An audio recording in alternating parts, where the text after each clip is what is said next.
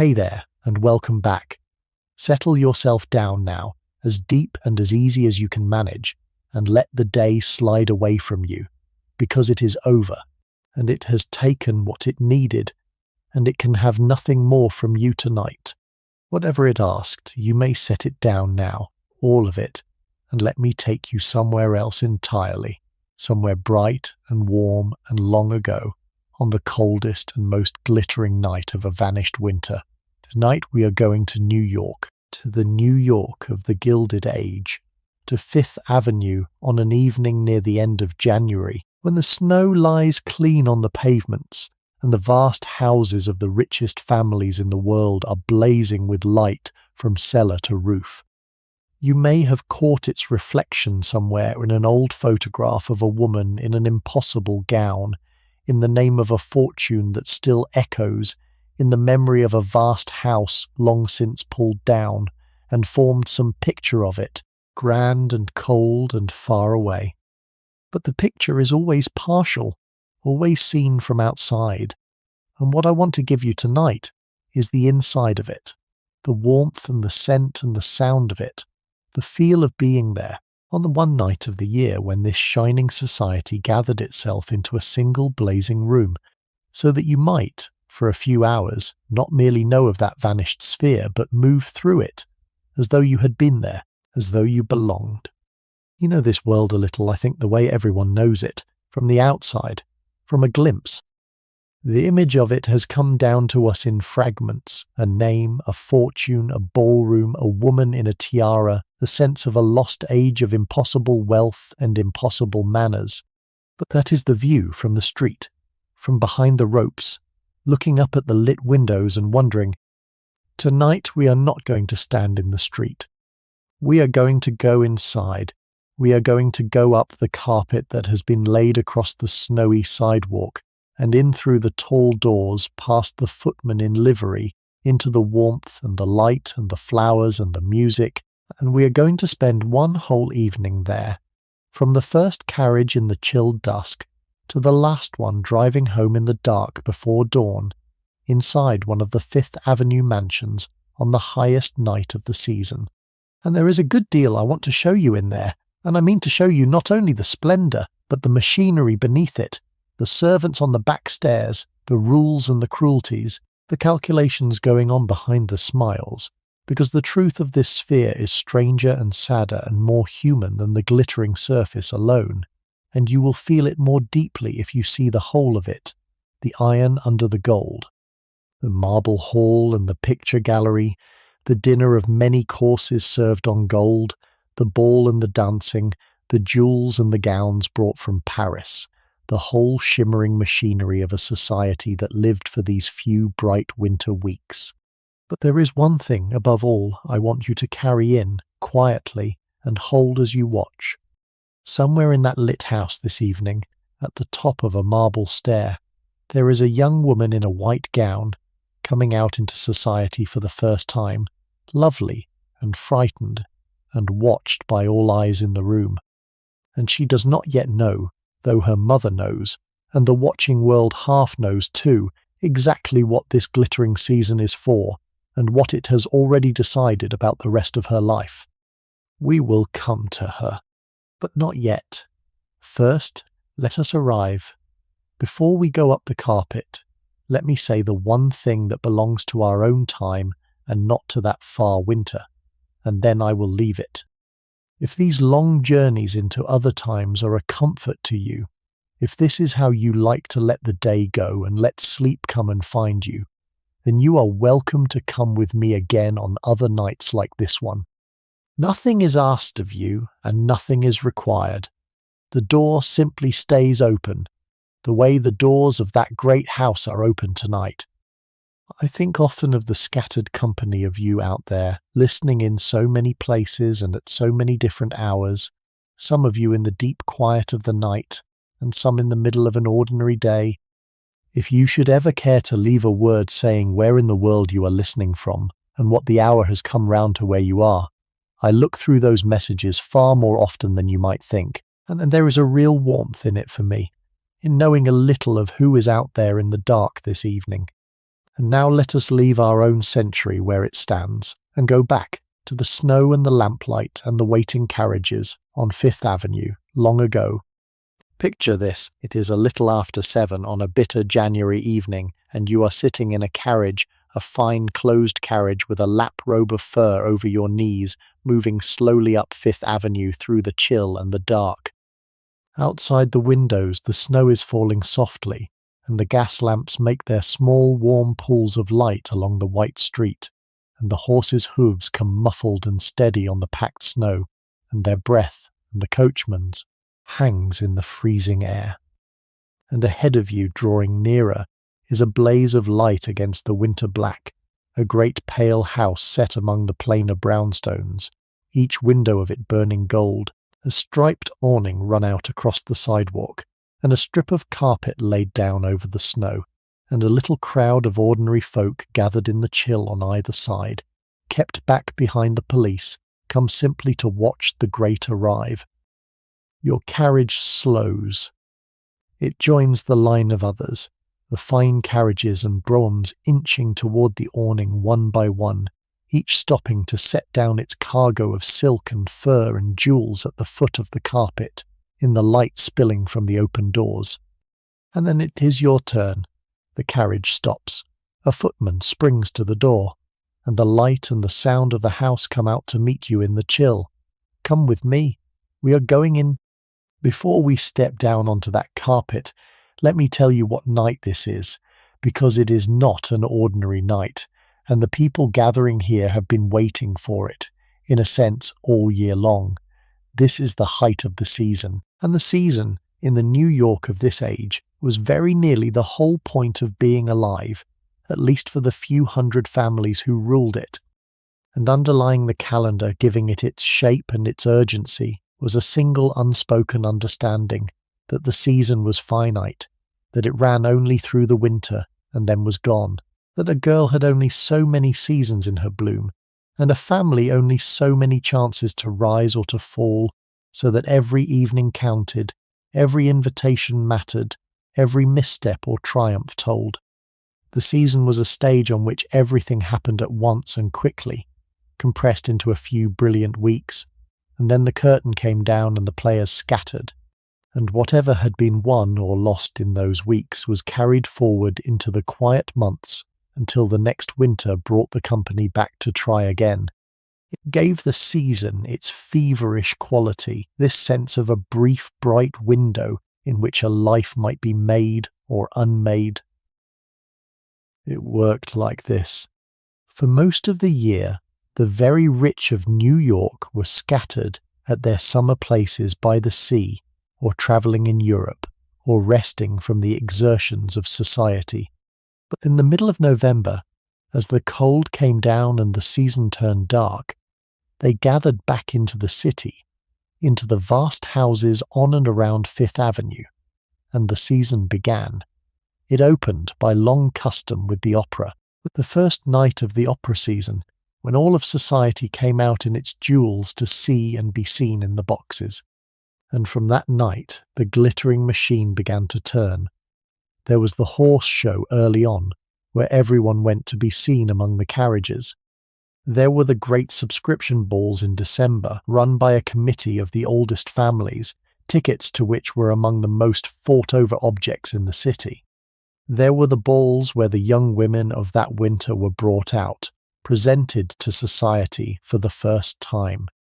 There were dinners without number, and charity events that were really social events, and evenings at the opera, and calls paid from house to house in the afternoons, an endless intricate whirl of engagements that filled every day and every evening from November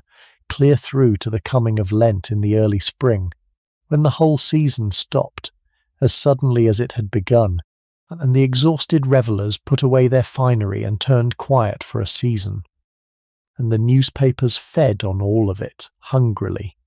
for the doings of these few hundred families were followed by the whole city with the same appetite a later age would bring to its most dazzling celebrities.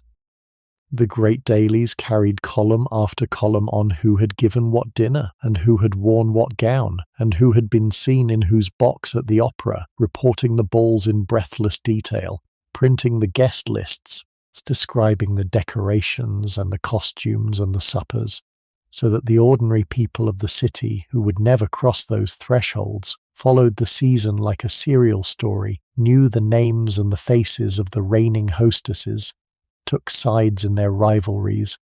and read each morning of the enchanted world going on a few miles and an infinite distance from their own. To be written of in those columns was itself a mark of arrival. To be left unmentioned was its own quiet failure. And within that long whirl there were peaks, nights that mattered more than others, and the very highest of them all came at the end of January, the single grandest private ball of the winter, given by the reigning queen of society in her own great house, an invitation to which was the most precious thing a person could hold in the whole city. To be asked was to be somebody. To be left off the list was to be nobody, however much money you had, and money, in this world, was very far from being enough. And that, tonight, is where we are.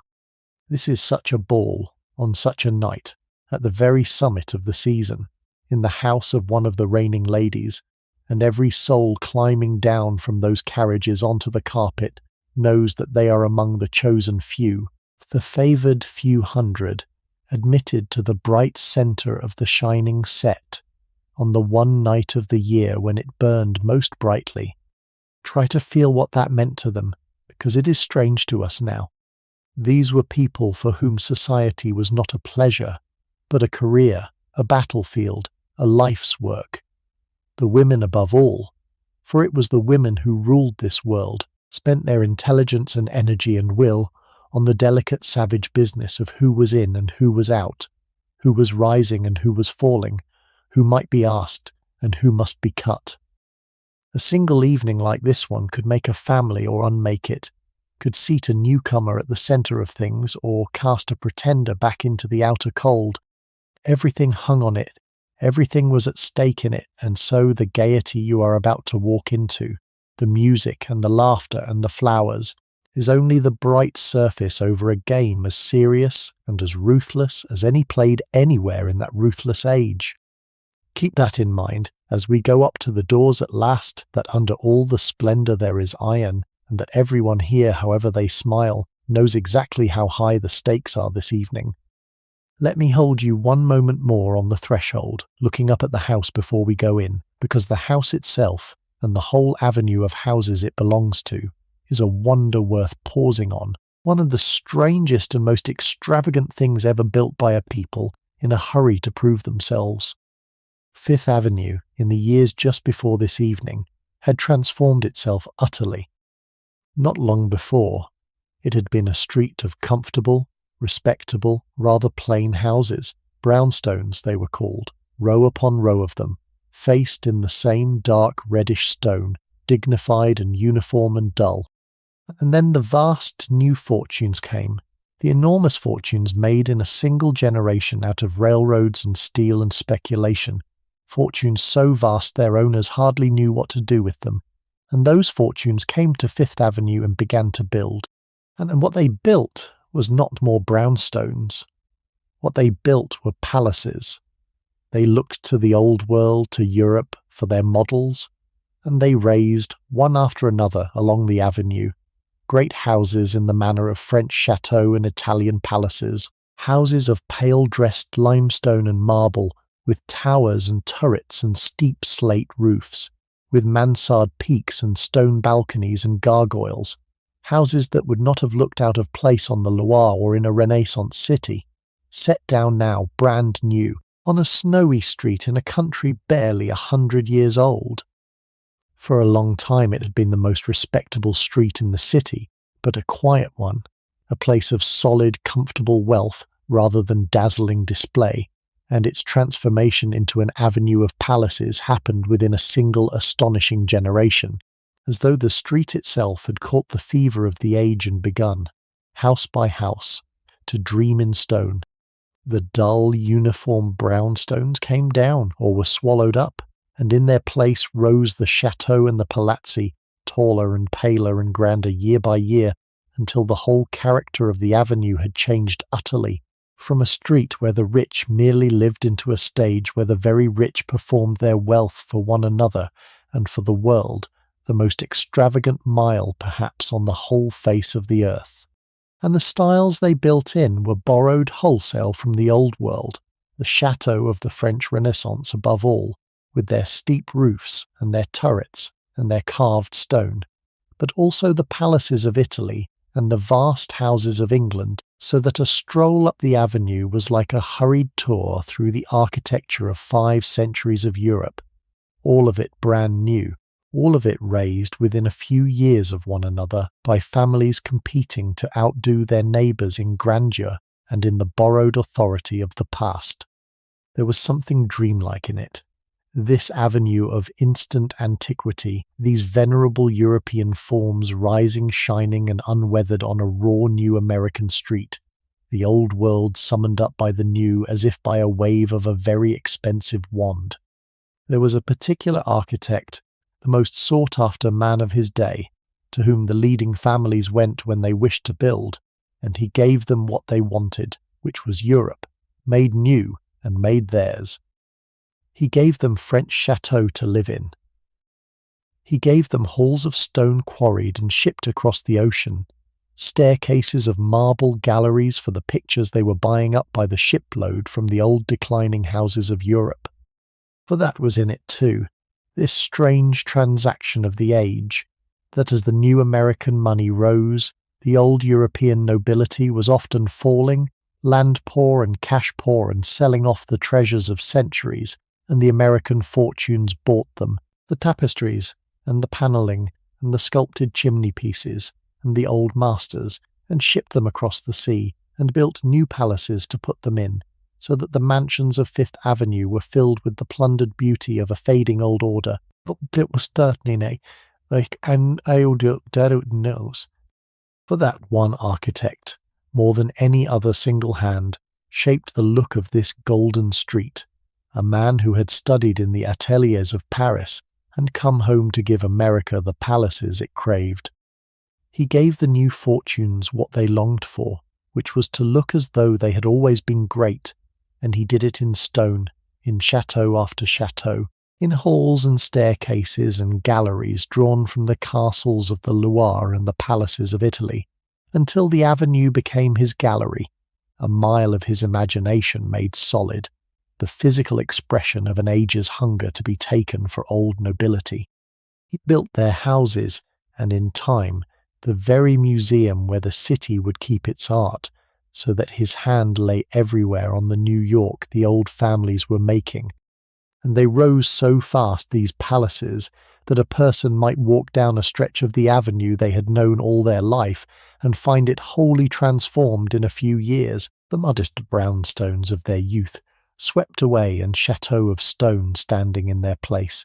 as though a piece of France or Italy had landed overnight in the middle of New York. There was a headlong quality to it, a hunger and a haste, the new fortunes racing one another to build higher and grander, each great house an answer and a challenge to the last, so that the avenue became a kind of contest in stone, a race of palaces mounting winter by winter toward an ever more dizzying splendour, each family straining to outbuild its rivals, and none of them yet imagining any end to the rising. And the effect on a night like this was staggering, and was meant to be, because these houses were not really homes, or not only homes. They were statements. They were arguments in stone, arguments about who these families were, and how high they had risen, and how permanent they meant to be. Every cornice and marble step was a way of saying, we are here, we belong among the highest of the earth. We are not the rough new rich the old families whisper about, but princes in our own right, with palaces to prove it. And so the house we are about to enter, blazing there against the snow, is more than a house. It is a fortress and a theatre and a proclamation, designed to overwhelm you the moment you step inside, to make you feel the weight and the reach and the glory of the family that raised it. Let us go in then, and be overwhelmed, because that is exactly what it was made to do. And now we step inside, out of the chill and the snow, through the tall doors, and the house takes hold of us at once, exactly as it was meant to do. The first thing is the warmth, a wall of it, heat and light and scent all together after the freezing street, and then, as your eyes adjust, the sheer size of the space you have entered, for you are standing in a hall that rises the full height of 2 stories above you, a vast entrance hall of pale carved stone with a great staircase sweeping up out of it into the light above. And the scale of the hall was itself part of the argument, for it was built far larger than any mere convenience required, a vast echoing space given over to nothing but the act of entering, of arriving, of being received, its whole purpose to impress upon the guest, in the first instant of crossing the threshold, the magnitude of the family whose house this was. You did not step into a hallway.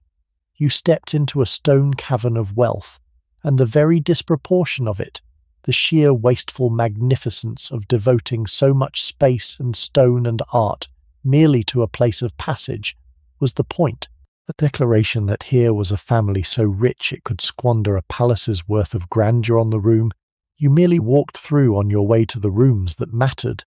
The stone of the hall, if you knew to ask, was quarried far away in France and carried across the ocean block by block to be raised here, so that you are standing in the middle of New York, inside walls of old French stone, cool and pale and worked,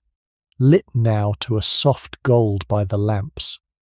There are tapestries on the walls, old ones, faded to soft rich colours, that once hung in some European castle and were sold when its owners could no longer keep it. And there is armour, perhaps, standing in the corners, and great old chests, and everywhere the gleam of gilding and the deep shine of marble. The floor beneath your feet is marble, patterned in colours, and it is warm, for the whole house is heated to a summer warmth against the winter beyond the glass. And the staircase, the grand staircase, rises before you and turns and rises again, a broad river of marble with a sculpted balustrade, sweeping up toward the rooms above where the light is brightest and the music is coming from, and up and down it move the guests,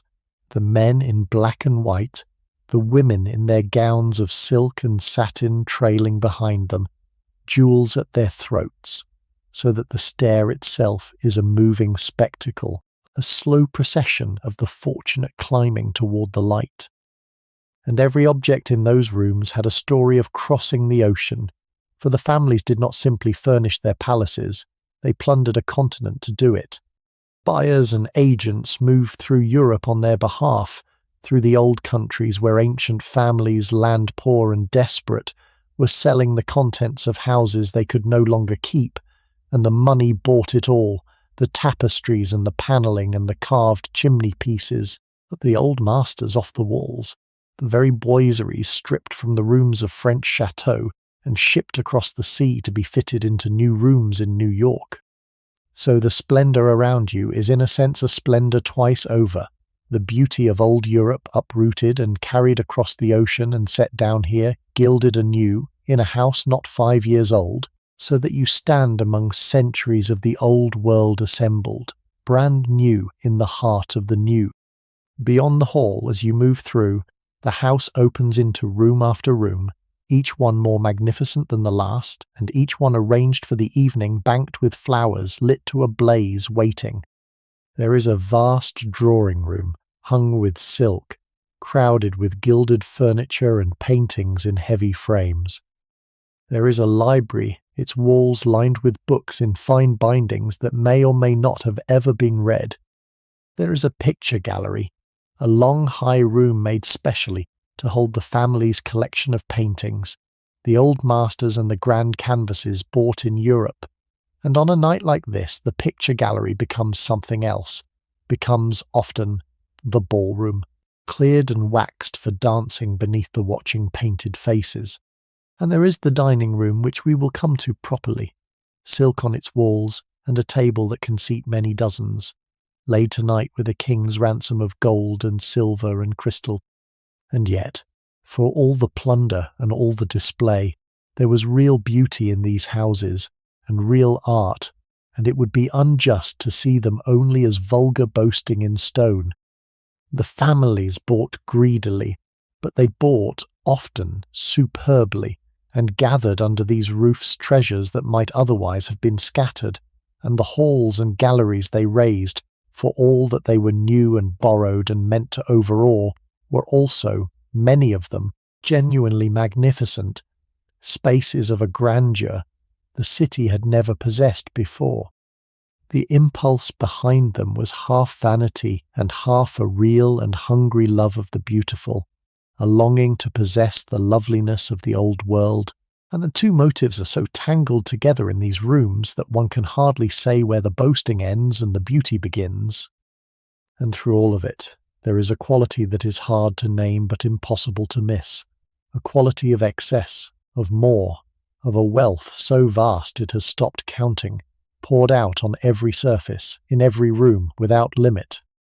It is in the hothouse flowers everywhere, roses and orchids in the dead of winter, brought on at vast expense so that the house should bloom like a summer garden while the snow falls beyond. It is in the sheer number of servants, standing ready at each doorway, in livery, silent and attentive. It is in the gold plate, and the old masters and the French stone, and the acres of silk, all of it saying the same message over and over, that here is a family that can have anything at all, and has chosen to have all of it at once. This is the house. Now let me show you the woman who rules it. At the head of the grand stair, receiving her guests as they come up, stands the mistress of the house, the hostess, the woman whose evening this is. And I want you to understand who she is and what she is, because in this sphere the reigning hostess was a kind of monarch, and her drawing-room was a kind of throne-room, and the power she wielded, though it never touched politics or money directly, was as real and as ruthless as any in the city. Her day was given over entirely to the business of society, for it was a full and demanding occupation to reign as she reigned, the mornings for correspondence and the planning of her entertainments, the afternoons for the paying and receiving of calls, that intricate ritual of cards and visits by which the whole society kept its accounts of who acknowledged whom, and the evenings for the dinners and balls and the opera that were the very stuff of her power. It was work, real and unremitting work, though it produced nothing that could be weighed or sold, the work of maintaining a position that had to be maintained daily or lost, and she gave to it the whole of her formidable intelligence and will, a queen fully employed in the endless toil of being a queen. Think of the woman who set the pattern for them all, the acknowledged queen of New York society for a generation, a tall, commanding, formidable woman who ruled the shining company you are standing in more completely than any king ruled a country. Her power did not come from money, though she had a good deal of it, for there were women in New York richer than she was. Her power came from something stranger and harder to hold, from the simple fact that society had agreed she was its arbiter, its judge, the one who decided who belonged. And she decided it, above all, through her invitations. To be asked to her house was to be certified, stamped, admitted to the company of the elect. To be left off her list was to be nothing, socially, however much you were worth. And so an invitation to her ball was schemed for, longed for, prayed for, all across the city, and she sat at the centre of it all and decided, name by name, who should have won. And the invitation itself, the physical card, was an object of extraordinary power, a small stiff rectangle that could open each door in the city, or, by its absence, close them all. When the reigning hostess sat down to plan her ball, she went through the ranks of society name by name, and the writing of the list was an act of judgment as grave as any a court could hand down, for to be on it was to be certified as belonging, and to be left off was a sentence of social death that the whole city would read and understand. The cards went out, hand-addressed, and were received across the city with joy or with despair, propped on mantelpieces as trophies, wept over in private where they did not come, and a family that found itself passed over might spend a year or a lifetime trying to understand what it had done and how it might climb back into the light. She had a helper in this work, a man who had appointed himself the arbiter of manners and taste, a southerner with a genius for the rules and rituals of society, and together they governed. It was he who was said to have coined the famous phrase for the inner circle of society, the 400 people who truly mattered, the number, it was said, being simply how many could fit comfortably into the reigning lady's ballroom. Whether that was truly the origin of the number hardly matters. What matters is that everyone believed in it, believed that there was a charmed circle of a few hundred families who were society, and that everyone else, however grand, was on the outside looking in.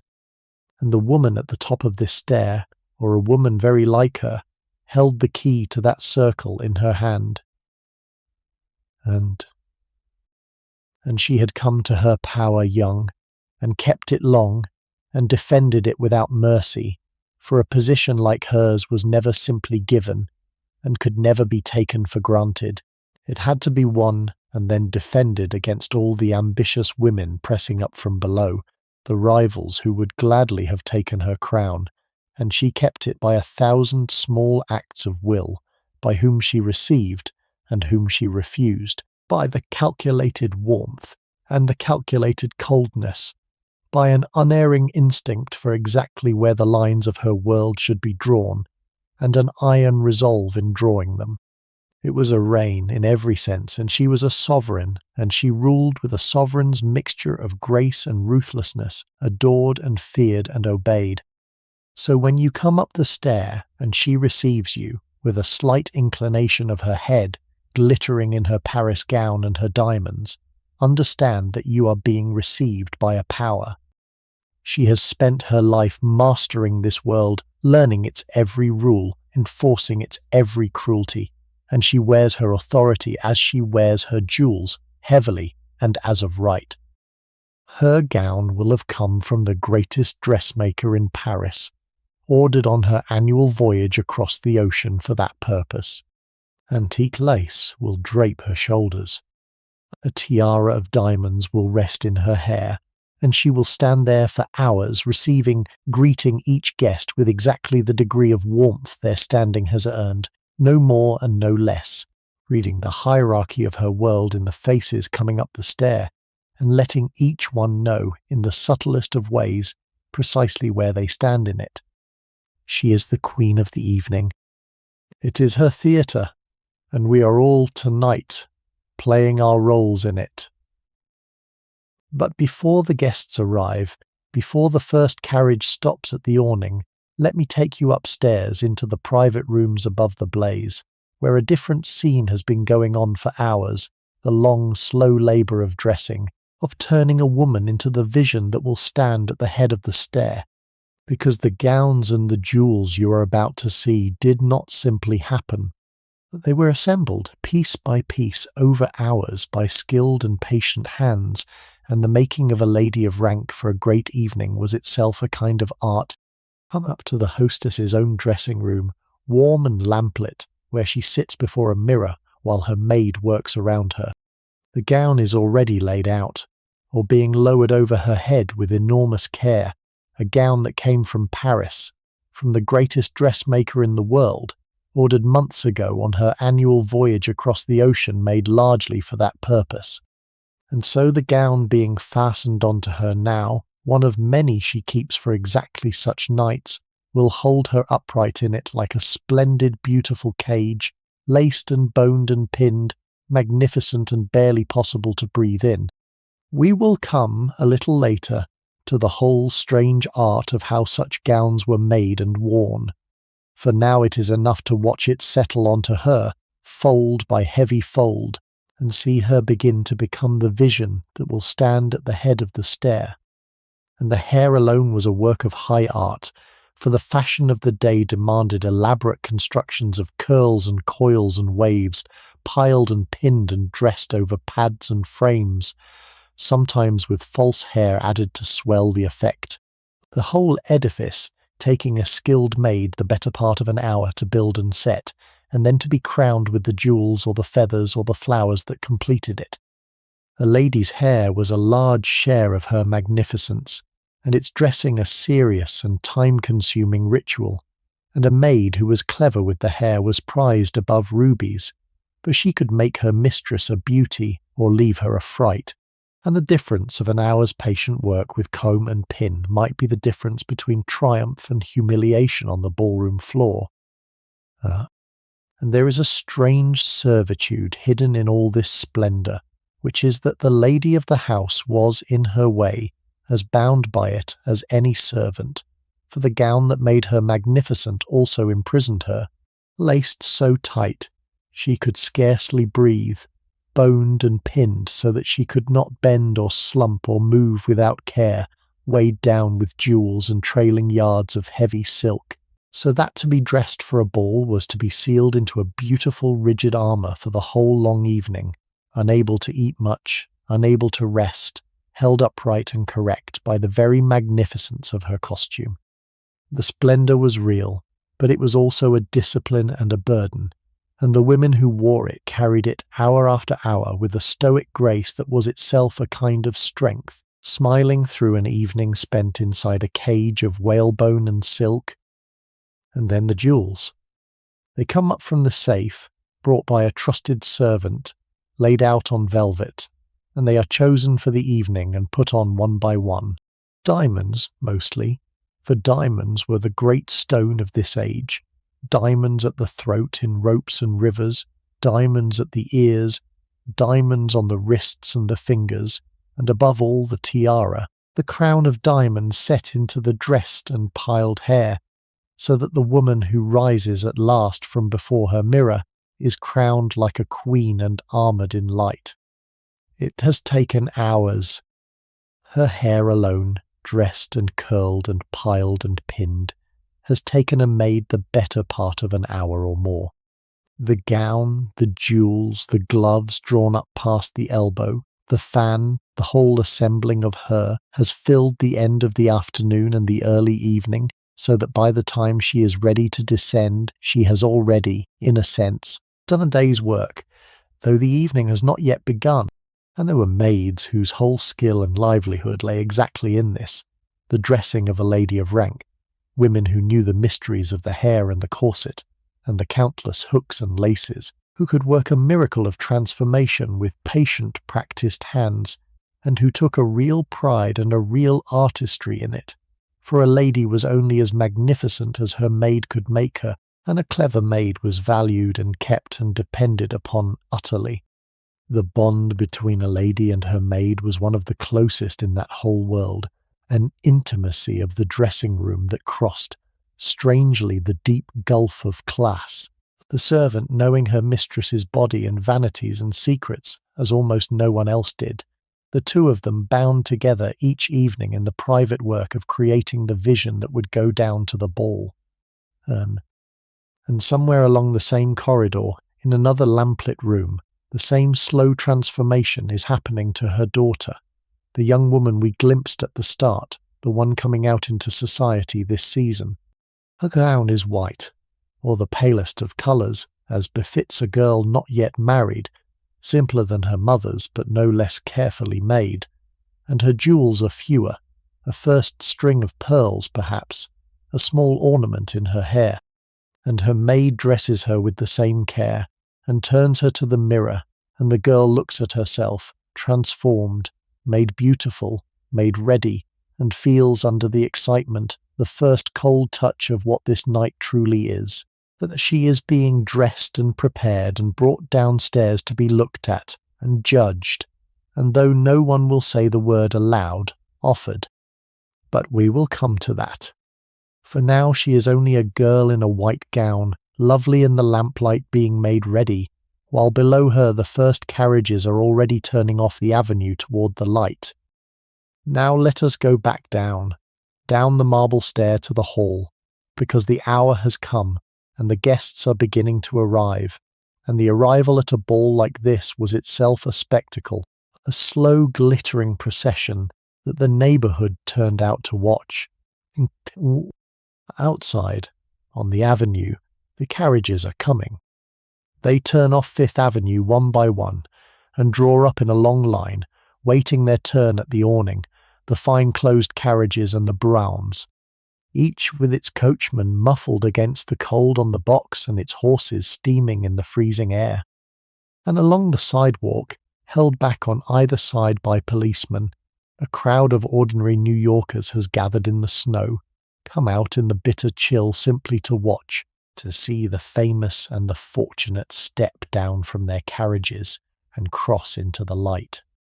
For these balls were public spectacles as well as private ones, reported in the newspapers in breathless detail, and the faces and gowns of the great were known to the whole city, and a crowd would always gather outside a vast house on a ball night to watch the arrivals, the way a crowd gathers now for a premiere.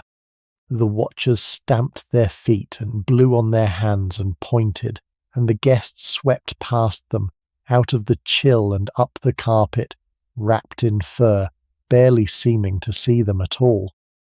And the carriages themselves were a study, for a family's equipage was one more visible mark of its standing, the fine-closed broughams and landaus gleaming with polish and paint, drawn by matched pairs of horses groomed to a shine, the coachman and the footman in the family's livery, so that even the vehicle that brought a guest to the door made its own quiet statement about who they were and what they were worth.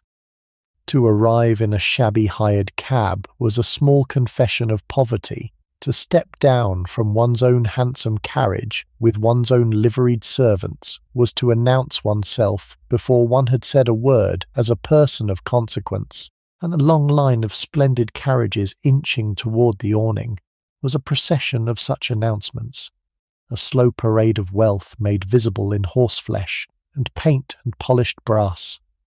And the cold itself was a piece of the drama, for these were winter nights deep in the New York January, and the contrast between the freezing street and the blazing house was the first sensation of every arrival. The guests came out of their carriages into air so cold it caught the breath, crossed the few feet of open night wrapped tight in furs, and then passed through the doors into a wall of warmth and light and perfume, out of the black winter and into an endless summer in the space of a single step. And behind them the doors closed on the cold, and the night and the snow and the shivering crowd were shut away, and there was only the heat and the flowers and the music, as though the winter had never been, as though the world outside had simply ceased to exist the moment one crossed the threshold into the light. Under the awning, at the foot of the carpet, the carriage doors are opened by footmen and the guests step down. The gentlemen in black tailcoats and white waistcoats and white ties, the ladies in their gowns and their furs and their jewels, and they cross the few feet of carpet over the snow and pass in through the doors that stand open to the night, spilling their light and their warmth and their music out into the dark. Inside, in the hall, more servants wait to take the cloaks and the furs and the wraps, to guide the guests toward the stair, and the ladies pause a moment to be sure of themselves, to settle a fold or touch a jewel, before beginning the climb. And then up they go, up the wide marble stair toward the light and the music above, a slow rising river of silk and black cloth and gleaming jewels, and at the top of the stair, the hostess waits to receive them. And the receiving was a ritual in itself, and a test. Each guest, reaching the top of the stair, is greeted by the hostess, and the exact quality of that greeting, the warmth of it or the coolness, the length of the pause, the words or the mere inclination of the head, told the whole room precisely how that guest stood in the eyes of the queen of the evening. A great favourite might be kept a moment, spoken to, smiled upon. A lesser guest, admitted but not cherished, might receive only the briefest acknowledgement before the hostess turned to the next.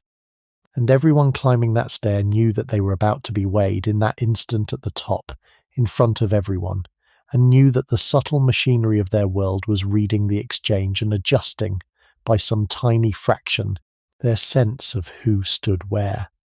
It was all done with the utmost grace and the sweetest smiles. And underneath, it was as precise and as merciless as a court of law.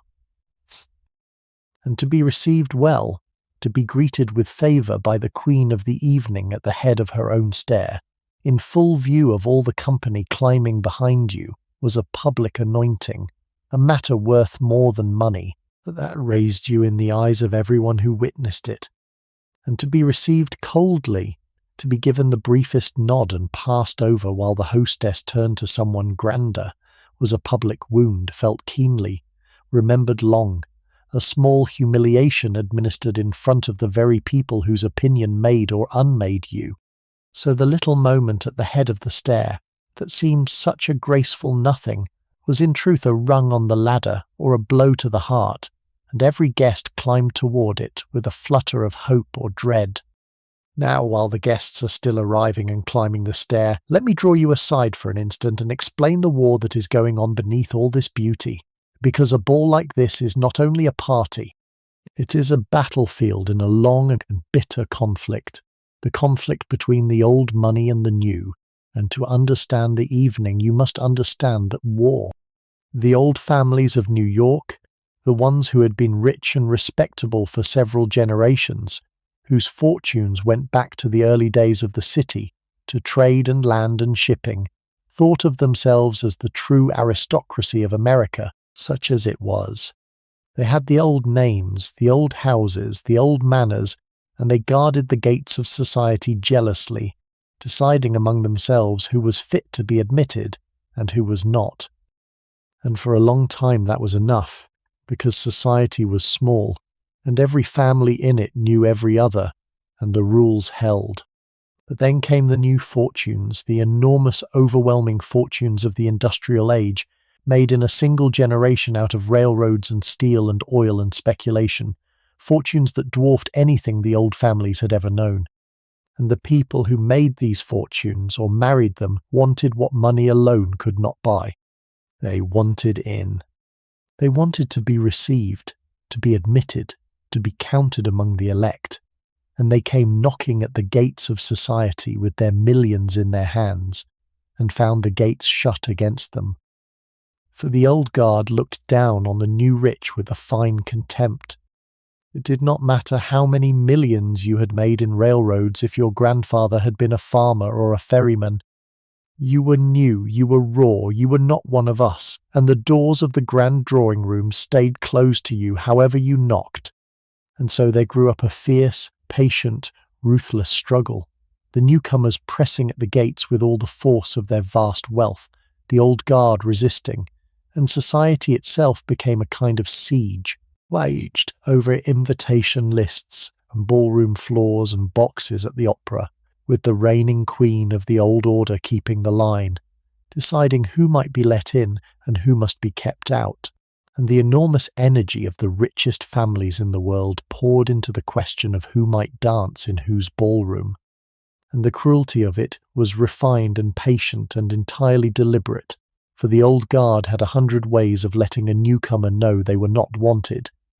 The invitation that never came, the call that was not returned, the greeting just a shade too cool, the conversation that closed against them, the box at the opera they could not obtain, and they wielded these small weapons with a practised art,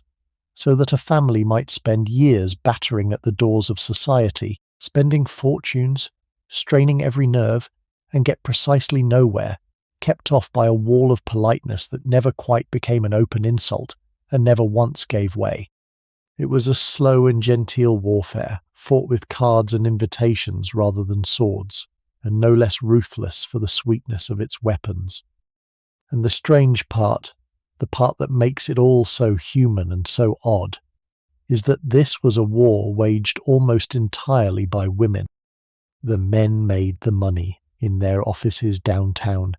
in the great impersonal machinery of business, and then handed it up to their wives to spend on the assault upon society. And it was the women who fought the real battles, in the drawing rooms and the ballrooms, with invitations for weapons and reputations for territory. A reigning hostess could make a newcomer with a single invitation, or destroy a rival with a single cut. Mothers schemed for years to place their daughters, to win them the right marriages, to climb one rung higher up the shining ladder. It was, for the women who fought it, the entire meaning of their lives, this endless, delicate, savage war. And the ball you are standing in tonight, for all its music and its flowers, is one of its great battlefields, where reputations will be made and lost before the night is out, and every soul here knows it. And what strikes one most looking back is how much ferocity and intelligence and sheer human energy were poured into a contest that produced, in the end, nothing at all, not a thing built or made, only the endless rearrangement of who might dine with whom. These were formidable figures, the women who fought these wars, clever and strong-willed and tireless, and in another age or another country, their gifts might have built or ruled or created something lasting. Here, in this gilded hothouse, all that force was turned inward, spent entirely on the savage, trivial business of social place, on rising and excluding and being seen, so that the tragedy of it, if it was a tragedy, was not only the cruelty, but the waste, the vast expense of human power on a game that vanished, in the end, like breath on glass. And the phrase that came to stand for the whole charmed circle, the 400, took on a life of its own, repeated and argued over and longed after all across the country, until to be one of the 400 became a kind of shorthand for having reached the very summit of American society, and families who had never seen New York measured themselves against it, and the newspapers in distant cities printed the list and speculated on the names, so that a private notion of one hostess about who might fit into her ballroom swelled into a national obsession, a fixed idea of a homegrown aristocracy, 400 strong, at the top of the whole teeming continent. That so much should have grown from so little, from the seating capacity of a single room, tells you everything about the hunger of the age for rank, and for a settled order of greatness in a country that had in principle abolished such things.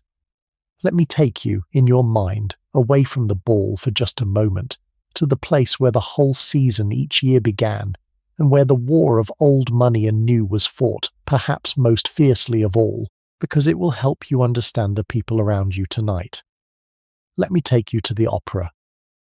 The season opened each November with the opera, with the first night of the opera, when all of society came out in its finery to fill the tiers and the stalls, and to look, above all, at one another. For the opera, in this sphere, was never really about the music. It was about those boxes. Around the wide horseshoe of the auditorium ran the tier of private boxes, and to hold one at the opera was one of the surest marks of social rank there was, a possession handed down in the leading families from one generation to the next, guarded and treasured and almost impossible for an outsider to obtain. In the old opera house, they belonged to the old families, the established society, and they held them tight, and there simply were none to be had, however much a newcomer might wish to pay. And the opening night of the opera was, in its way, the true beginning of the social calendar, the night when society, scattered through the summer and autumn, gathered itself again into one place and looked itself over, took stock, saw who had risen and who had fallen, and who had appeared and who had vanished since last it met. The boxes filled with the familiar faces and the new ones, the jewels came out. The season's first campaign of seeing and being seen commenced,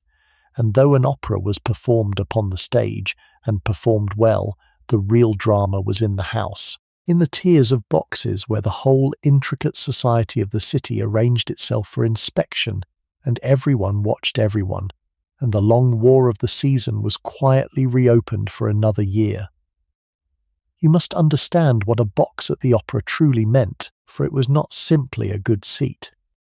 It was a small lit stage of one's own, set into the great horseshoe in full view of all the rest, from which a family displayed itself, its women and its jewels and its guests, to the assembled eyes of society, so that the audience spent quite as much time studying one another across the auditorium as watching the stage. To hold a box was to have a fixed and visible throne in the very temple of society, handed down like an heirloom, and the ring of boxes was a map of who truly ruled, drawn in gilt and velvet around the vast room. That was what the newcomers could not buy, and what they wanted past all reason, and what in the end they built a whole opera house to obtain. And this, as it happened, became the occasion of one of the sharpest collisions between the old money and the new. For the new families, the enormously rich railroad and industrial families, wanted a box at the opera, wanted it badly, as the visible sign that they had arrived, and could not get them, because the old families would not give them up, and would not let the newcomers in. And so the new rich, being new rich, and having more money than the old families could dream of, did something characteristic and audacious. If they could not have a box at the old opera house, they would build a new opera house of their own, grander than the old one, with tiers of them for themselves. And they did exactly that. They raised, with their railroad millions, a vast new opera house, more splendid than anything the city had seen, ringed with tiers for the new families, and opened it in triumph, and then left the old opera house to wither in its exclusive pride. It was a stunning demonstration of what the new money could do, that when the doors of society were closed to them, that they could simply build a bigger house and open their own doors, and the old order which had kept them out found the ground shifting under its feet. And the opera house they built was no modest thing but a vast and gorgeous pile, larger and grander than the old one, ringed with tier upon tier of boxes, so that all the new families might have their thrones at last. And it opened in a blaze of triumph, and quite eclipsed the older house, which within a few years gave up the unequal contest, and closed its doors to opera altogether. It was the perfect parable of the age. The new money refused a place at the old table, simply building a bigger table of its own, and leaving the old guard to sit alone at theirs, and it showed, as clearly as anything could, that in a contest between ancient pride and modern money, in this city, in this age, the money would win every time, and sooner than anyone expected. And that, in a single story, is the struggle you are standing in the middle of tonight.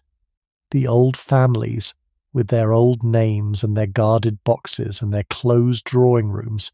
trying to hold a line that could not be held. The new families, with their overwhelming fortunes, pressing and pressing until the line broke, until they had their boxes and their invitations and their place, until they had, in the end, remade society in their own image. It took a generation. It was settled at the opera and in the ballrooms and over the dinner tables, in 1,000 small cruelties and triumphs. And by the time of the evening we are sharing, the outcome was already, though not everyone yet admitted it, decided, and the new money had won, and the shining set you are moving through was already theirs. Now let us go back to the ball, for the guests are all arrived, and it is time to go in to dinner. The doors of the dining room are opened, and the guests go in to dinner, and here, at the table, we come to one of the true marvels of this world, a marvel of ritual and abundance and sheer staggering effort, for the formal dinner of the Gilded Age was one of the most elaborate performances a private house has ever staged. Picture the dining room. It is a long, high room, its walls hung with silk or panelled in dark wood, lit by chandeliers and by candles in silver branches down the length of the table, and it is itself a vision laid for many dozens of guests, running the length of the room, and every inch of it is covered. There is white damask linen, and down the centre a long low bank of flowers, roses and orchids and ferns brought on in hothouses against the winter, and there is silver and gold, the heavy gold service brought out for occasions like this, plates and dishes and epignes and candelabra of solid gold and silver gilt, glinting in the candlelight, and at each place a bank of crystal glasses, 4 or 5 or 6 of them, one for each of the wines that will come with the courses. And at each place too a small card, stiff and elegant, printed with the menu of the evening, the long list of courses to come, printed always in French, whatever the language of the guests or the origin of the cook, because French was the language of high cooking, and always would be. And the number of separate objects laid before each single guest was itself a small astonishment, for at each place stood a regiment of silver, forks and knives and spoons in their ranks, one for each course that was to come, arranged in the exact order of their use, and above them the row of glasses, and the folded napkin of stiff damask, and the little dish for this, and the special implement for that, so that a person who did not know the rules could be defeated, before the meal began simply by the array of tools before them, unsure which fork, which glass, which spoon, while those born to it reached without looking for the right one every time. The very laying of the table was a code, and to read it fluently was one more of the 1,000 small signs that separated those who belonged from those who merely aspired. And then the dinner begins, and it is served in the manner that only the very rich could afford, the manner called service in the Russian style, which meant that the courses came one at a time in a strict and stately sequence, each one carried in and presented and served to each guest in turn by the footman, and then cleared away entirely before the next appeared. This was the new and fashionable way, and it was ruinously expensive, because it required an army of footmen to serve so many guests, so many separate courses, and a mountain of silver and china, a fresh set of plates for every remove, so that the simple fact of dining in this manner was itself a statement of enormous wealth. Course followed course, carried in by the silent footmen in their livery, the soup, and then the fish, and then the entrees, and the roast, and the game, and the sweets, on and on through the evening, each with its own wine poured into its own glass, sherry with the soup and champagne with the roast and Madeira after the game, a slow procession of food and drink that could stretch across 3 hours or more, while an orchestra played softly somewhere beyond the room, and the candlelight glittered on the gold and the crystal and the jewels. The wines alone were a study, for each course brought its own, poured into its own glass by the footman as the plates came round, so that the array of crystal at each place was a kind of map of the meal to come. There was sherry with the soup, and a cool white wine with the fish, and with the roast the claret and the champagne, and after the game a rich Madeira or a port, and with the sweets another wine again, and the champagne flowing on beneath it all, glass after glass through the hours, so that a guest who drank all that was offered would rise from the table having sampled the cellars of half of Europe. The pairing of each wine to its dish was a matter of settled rule and real art, and to get it right was one more mark of a house that knew how things were properly done. And the menu card at each place deserves a word of its own, for it was a small work of art and a small snobbery combined, printed on heavy stock, bordered in gilt, sometimes crested with the family arms. It listed the whole long procession of courses to come, and it listed them always in French. The soups and fishes and roasts and game and sweets given their elaborate French names, whether or not a single French cook had touched them, whether the actual hands in the kitchen were Irish or German or American, because French was the language of high cooking, and to print a menu in plain English would have confessed a want of breeding. The guests kept these cards, collected them, pasted them into albums, sent them home to mothers as proof of where they had dined, so that the little gilt-edged card was menu and trophy and souvenir all at once, a paper record of an evening among the great. And it was, understand, a performance, from beginning to end as much as any play. The guests were not merely eating. They were taking part in a ritual of the most exacting kind, in which each gesture was governed by rules, which fork, which glass, how to address the person on your right, and then, at the turn, the person on your left, how much to eat and how little, what to say and what never to say. To dine at such a board was to move through a piece of theatre whose each move you were expected to know by heart, and the smallest error, the wrong fork, the wrong remark, a breath of awkwardness, would be noticed and remembered and might cost you more than you knew. The abundance was staggering, the beauty was real, and under it, as always in this world, ran the iron thread of judgment, everyone watching everyone, all of them being weighed. Let me stay a while longer at the dinner table, because there is more here than food, a good deal more. And the person who understood this world best would tell you that the dinner, not the ball, was where the real power of a reigning hostess was exercised, and where the true business of society was done. And the guest of honour, whoever it might be that night, was placed with particular care beside the host or hostess, and the order of precedence rippled out from there down the long table, the most important guests nearest the head, the lesser ones falling away toward the foot, so that a sharp-eyed observer could read the hierarchy of the evening simply by noting who sat where. To be moved up the table from one dinner to the next was a sign that one was rising in the hostess's favour. To be moved down was a warning or a punishment,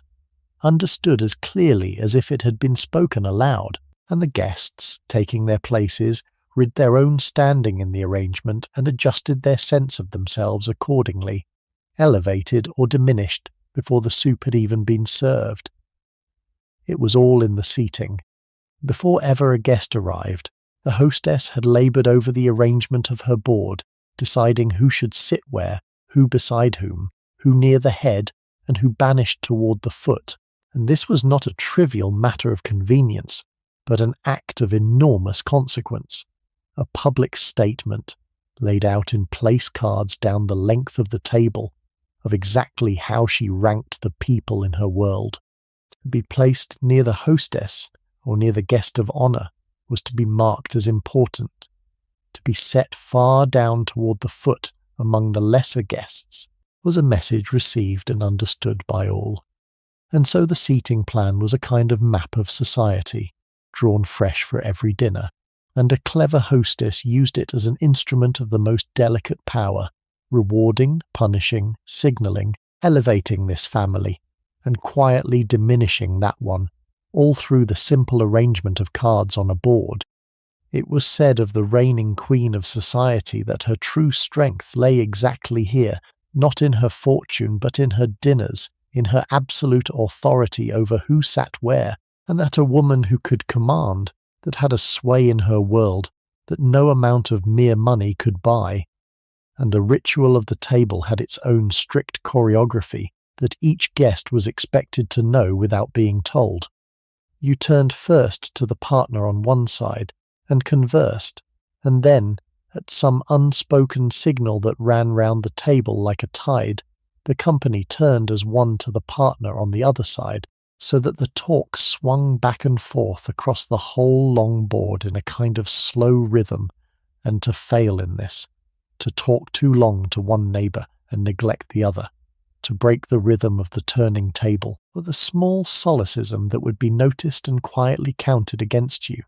Everything, even the direction in which one spoke, was governed, patterned, watched, so that the ease and grace of a formal dinner was, in truth, the product of 100 rules, mastered so completely that they had become second nature.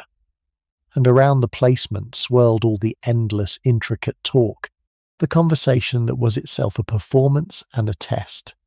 You were expected to be charming, to be light, to talk easily of the right things and never of the wrong ones, never of money, never of anything too serious or too raw, to keep the talk floating along on a surface of grace and wit.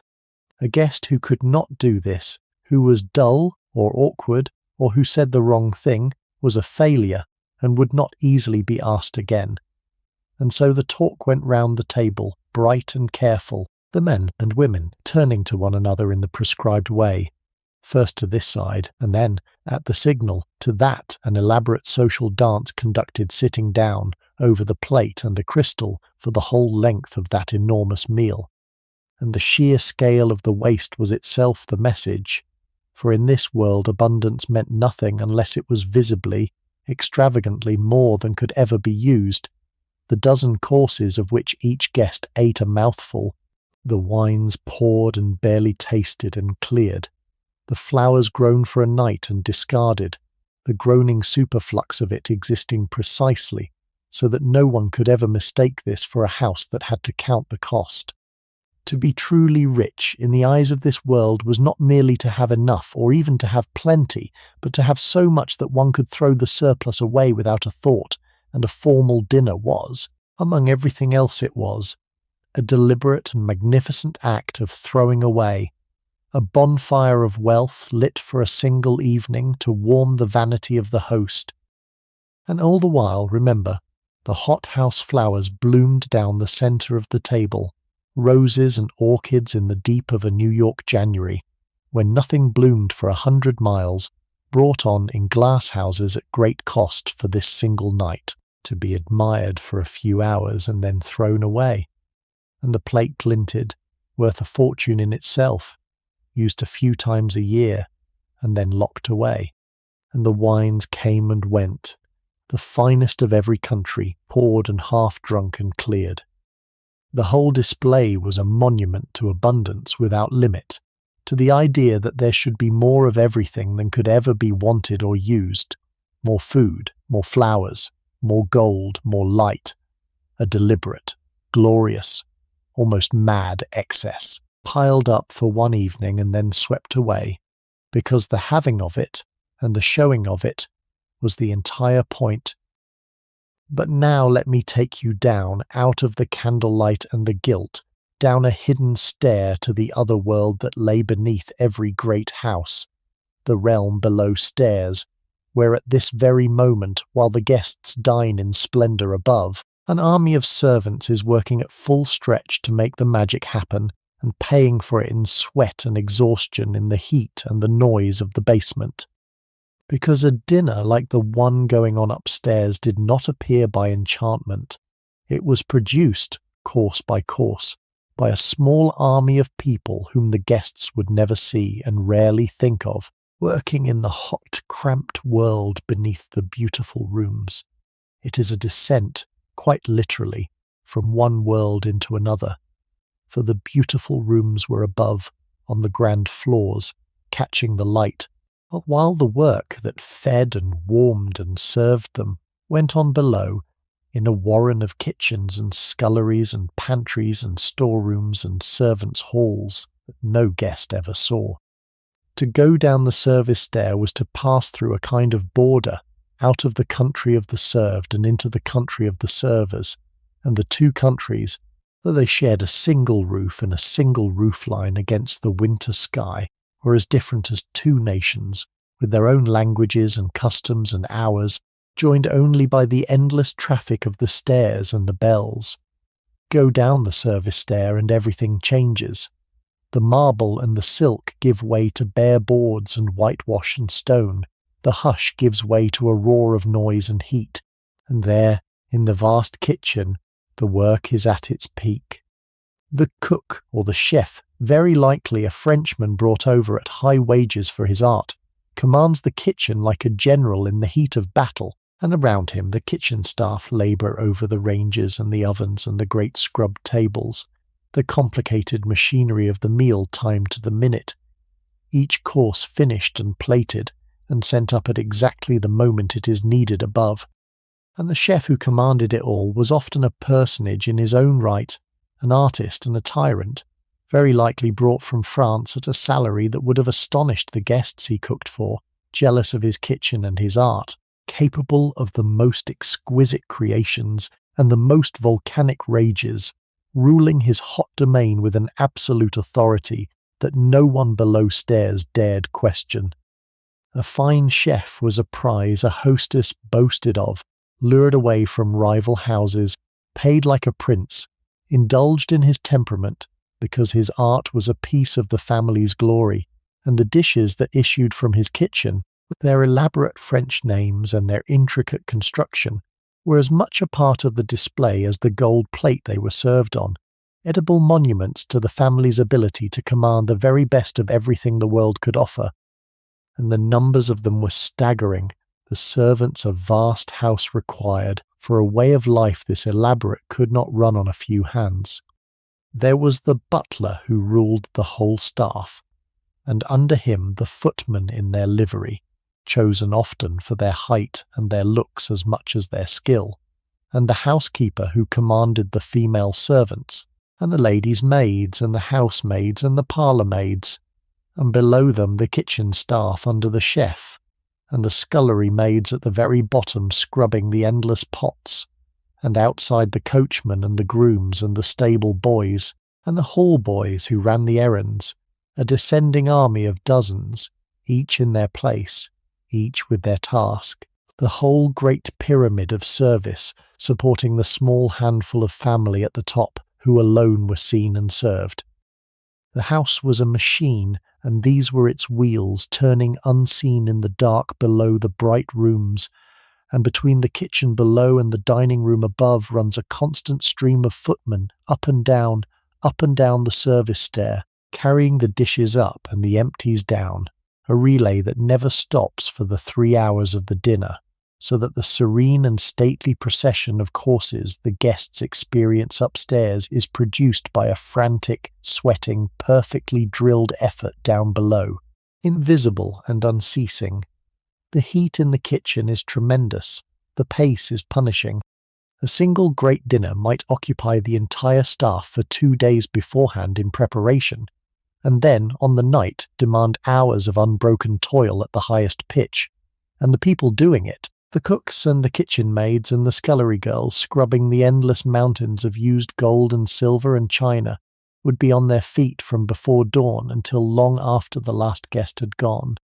And they saw it all, the servants, more than anyone imagined, for they moved unregarded through the bright rooms like pieces of the furniture, and heard the talk and saw the quarrels, and knew the secrets, knew which marriages were unhappy, and which fortunes were failing, and which grand facades hid debt and desperation, carried in their heads a truer account of that shining society than any it told of itself, and kept it, mostly to themselves. To be a servant in a vast house was to be invisible and all-seeing at once, present at everything and acknowledged at nothing, and there was a strange bitter knowledge in it, the knowledge of the watcher who is never watched, the one who dresses the goddess, and knows she is only a tired and frightened woman underneath. And here is what I want you to feel, the quiet ache under all the splendour. The people who made this beauty could never share in it. The footman carrying the golden dish had polished it, and would wash it, and would never eat from it. The cook who created the masterpiece would never taste it at a table. The maid who dressed the lady in her diamonds owned nothing and would sleep in a few hours in a cold, bare room in the attic to rise before dawn and begin again. They lived their lives inside this realm of impossible luxury, closer to it than anyone, handling the gold and the silk and the jewels every day, and they possessed none of it, and were not seen, and were not thanked. And it is right, I think, before we go back up to the ball, to stand for an instant here in the heat and the noise and remember them, the unseen thousands who carried this shining society upon their backs. And now the dinner is over at last, the final sweet cleared away, the last wine poured, and the guests rise from the long table and move, in a slow, bright stream, toward the room where the true business of the evening waits, the ballroom. For the ball is about to begin, and the ballroom is where the house has been building all night toward its moment of glory. The ballroom of a vast house was its heart and its crown, the largest and grandest room in it, built and decorated and lit for exactly this, for the nights when society gathered to dance. Often it was the picture gallery, that long high room hung with the family's paintings, cleared now of everything but the gilded chairs ranged along the walls, its floor waxed to a shine, when as the guests come in from dinner, the room is revealed in its full glory, and it is a sight to stop the breath. The whole long room blazes with light. Down the ceiling hang the chandeliers, tier upon tier of them, dripping with crystal, and where once such a room would have burned with gas or with hundreds of candles, now in the newest and grandest houses, it burns with the new electric light, the incandescent bulb, clean and steady and brilliant, a light such as no ballroom in history had ever known, flooding the room with a radiance that made the jewels blaze, and the gilding glow and every gown shine as if lit from within. And the making ready of it for a night like this was a work of days, for the vast room had to be cleared, and its floor waxed and polished to a mirror gleam, the chairs brought in and ranged along the walls, the musicians' place prepared, the lighting made ready, and above all the flowers brought in and banked and wired into place by an army of florists working through the day, so that a room that stood empty and echoing most of the year was transformed, in a single day of frantic labour, into the blazing flowered paradise the guests would enter at night, never thinking of the work that had made it, seeing only the finished magic sprung up, as if by enchantment. And the light itself was a marvel that belonged to exactly this moment in time, for these were the years when the electric light was new, when the incandescent bulb was first flooding the vast rooms of the rich with a radiance the world had never seen. For all of history until almost this very moment, a ballroom had been lit by flame, by candle and by gas, a warm but dim and flickering and smoky light, and now, suddenly, in the newest and grandest houses, came this steady, brilliant, tideless light, clean and bright and endless, that made the whole room blaze as no room had ever blazed before, and made the jewels burn with a fire they had never shown by candlelight. To step into one of the first electrically lit ballrooms must have been to feel the future arrive, dazzling and a little unearthly, the old warm shadows banished, everything suddenly and gloriously visible. And the flowers? If the dinner table had been banked with roses, the ballroom was a garden, a forest, a wilderness of bloom, for the flowers were one of the reigning extravagances of these nights, and a hostess would spend a fortune to fill her ballroom with blossom in the dead of winter. Roses in their thousands, orchids, lilies, whole banks and walls, and bowers of flowers built up around the room, garlands looped along the walls, the mantelpieces buried in bloom, the air heavy and sweet with the scent of a summer garden, while the snow fell in the black street below. It was a deliberate magic, this, the summoning of high summer into the heart of winter, possible only to the very rich, and it struck every guest anew each time. The heat and the light and the overwhelming sweetness of the flowers, the sheer impossible loveliness of the room. And a room like this, on a night like this, was the summit of everything the family had built toward.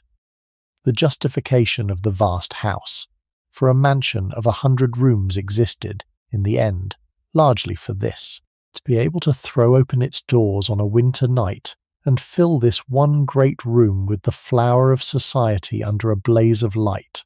All the money, all the building, all the plunder of Europe came down at last to this moment, the ballroom full, the music playing, the right people gathered and dancing beneath the family's roof, and a hostess standing at the edge of it, watching her rooms filled with the people who mattered, tasted in that moment the prize she had spent a fortune and a lifetime to reach, the sweet and fleeting proof that she had arrived. And there is a moment, just before the dancing begins, that all who loved these evenings remembered, when the room is full and the light is at its height, and the orchestra is poised, and the company stands gathered in its splendour, waiting, and the air is charged with expectation, and for one suspended instant the entire beautiful machine hangs balanced on the edge of motion. The gowns, the jewels, the flowers, the light, the hundreds of fortunate people gathered in one blazing room, all of it suspended for a heartbeat in perfect stillness. At the very peak of the evening, before the music begins and the figures dissolve into motion, and it is that instant, it may be, the held breath before the dance. That was the truest summit of the night, the summit toward which everything had been climbing. And into this radiant room the guests come flooding, the women in their shimmering gowns and their blazing jewels, the men in their black and white, and they gather and greet and drift and cluster under the brilliant light. Several hundred of the most fortunate souls in the world, gathered in one glittering room on the highest night of their year. At one end, on a low dais or in a gallery, the orchestra is tuning, the musicians settling themselves, the first notes drifting out over the murmur of the crowd. The dancing has not quite begun. The room is filling, the light is blazing, the flowers are breathing out their sweetness, the jewels are throwing back the light in 1,000 points of fire,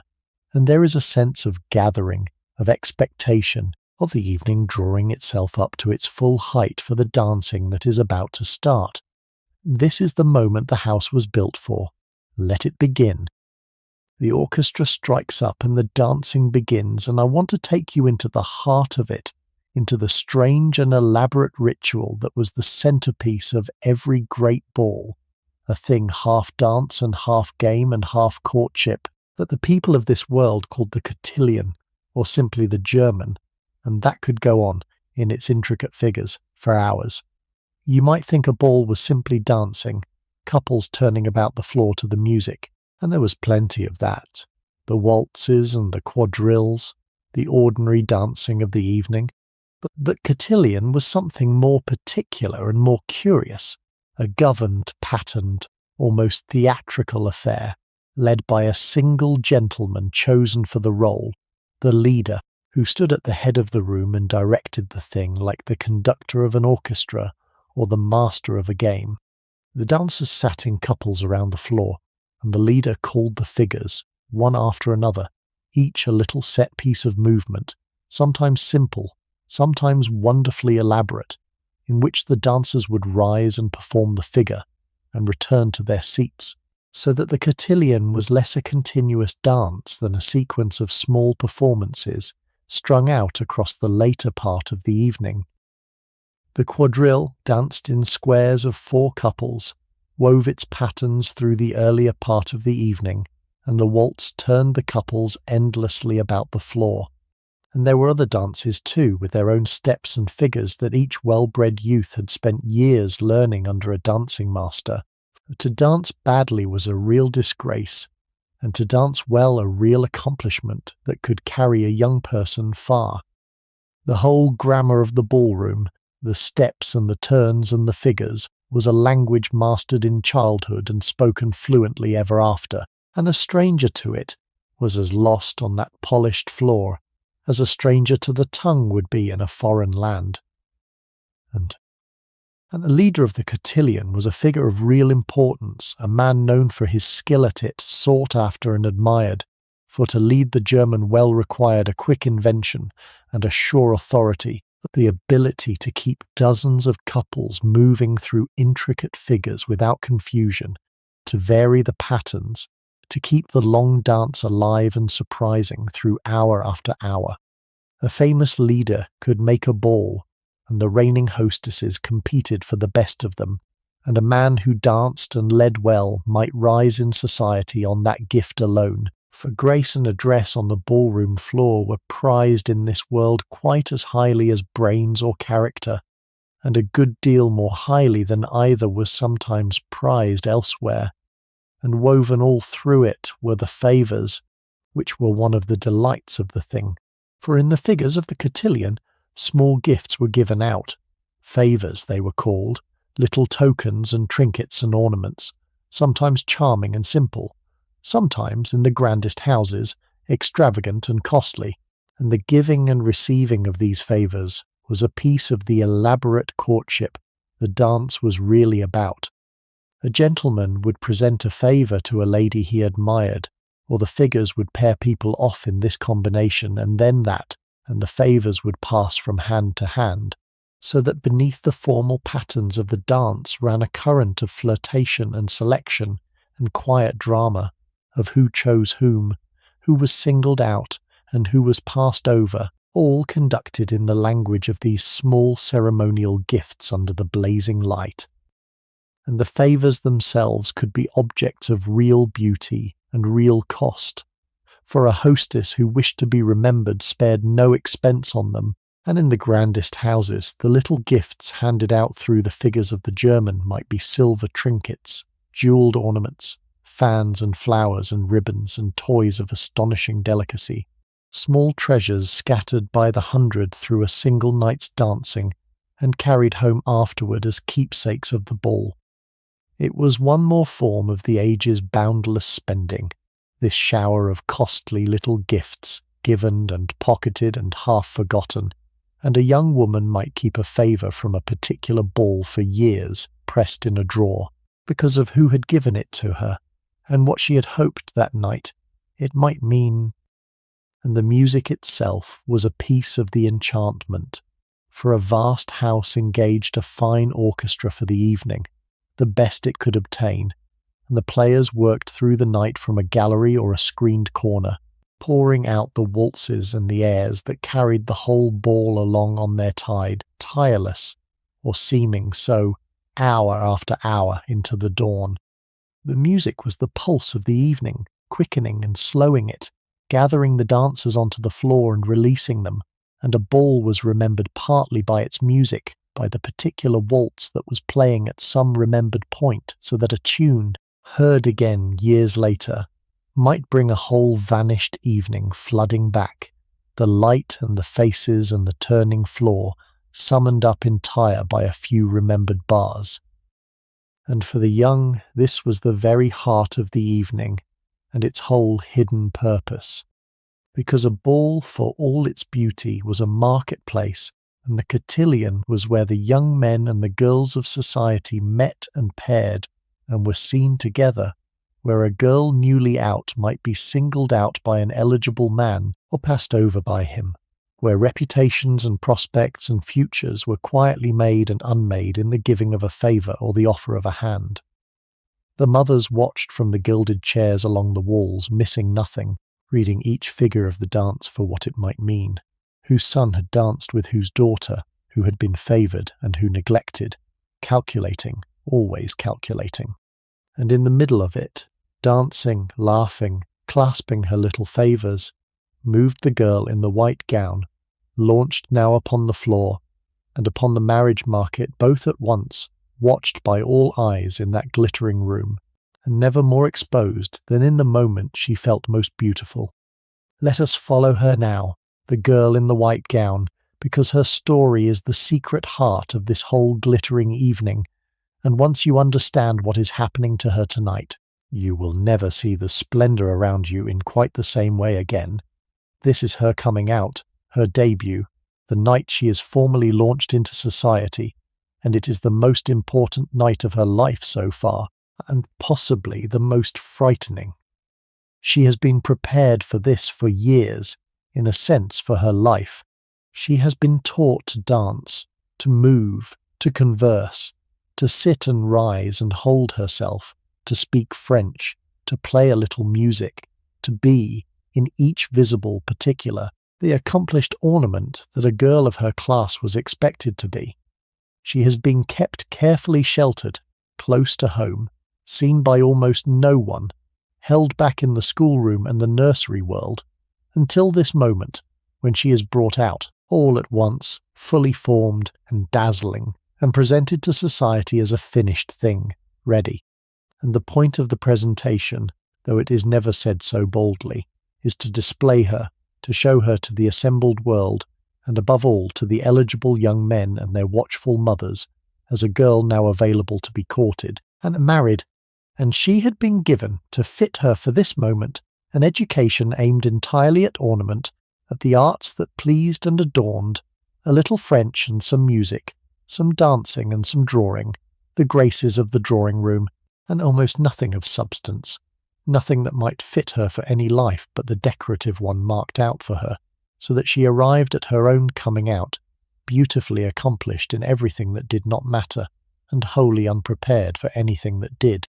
It was thought unnecessary, even unwomanly, to teach a girl of this class anything solid or serious, and so her mind was left as carefully unfurnished as her person was carefully adorned, and she stepped out onto the ballroom floor, equipped to charm a husband, and for nothing else in the world at all, and the coming out itself was hedged about with its own rituals and terrors. The presentation, the first appearance in the grown-up sphere of society, the point when a girl who had been a child in the schoolroom was suddenly, on a single chosen evening, declared a woman and launched. Everything about that first appearance was watched and weighed.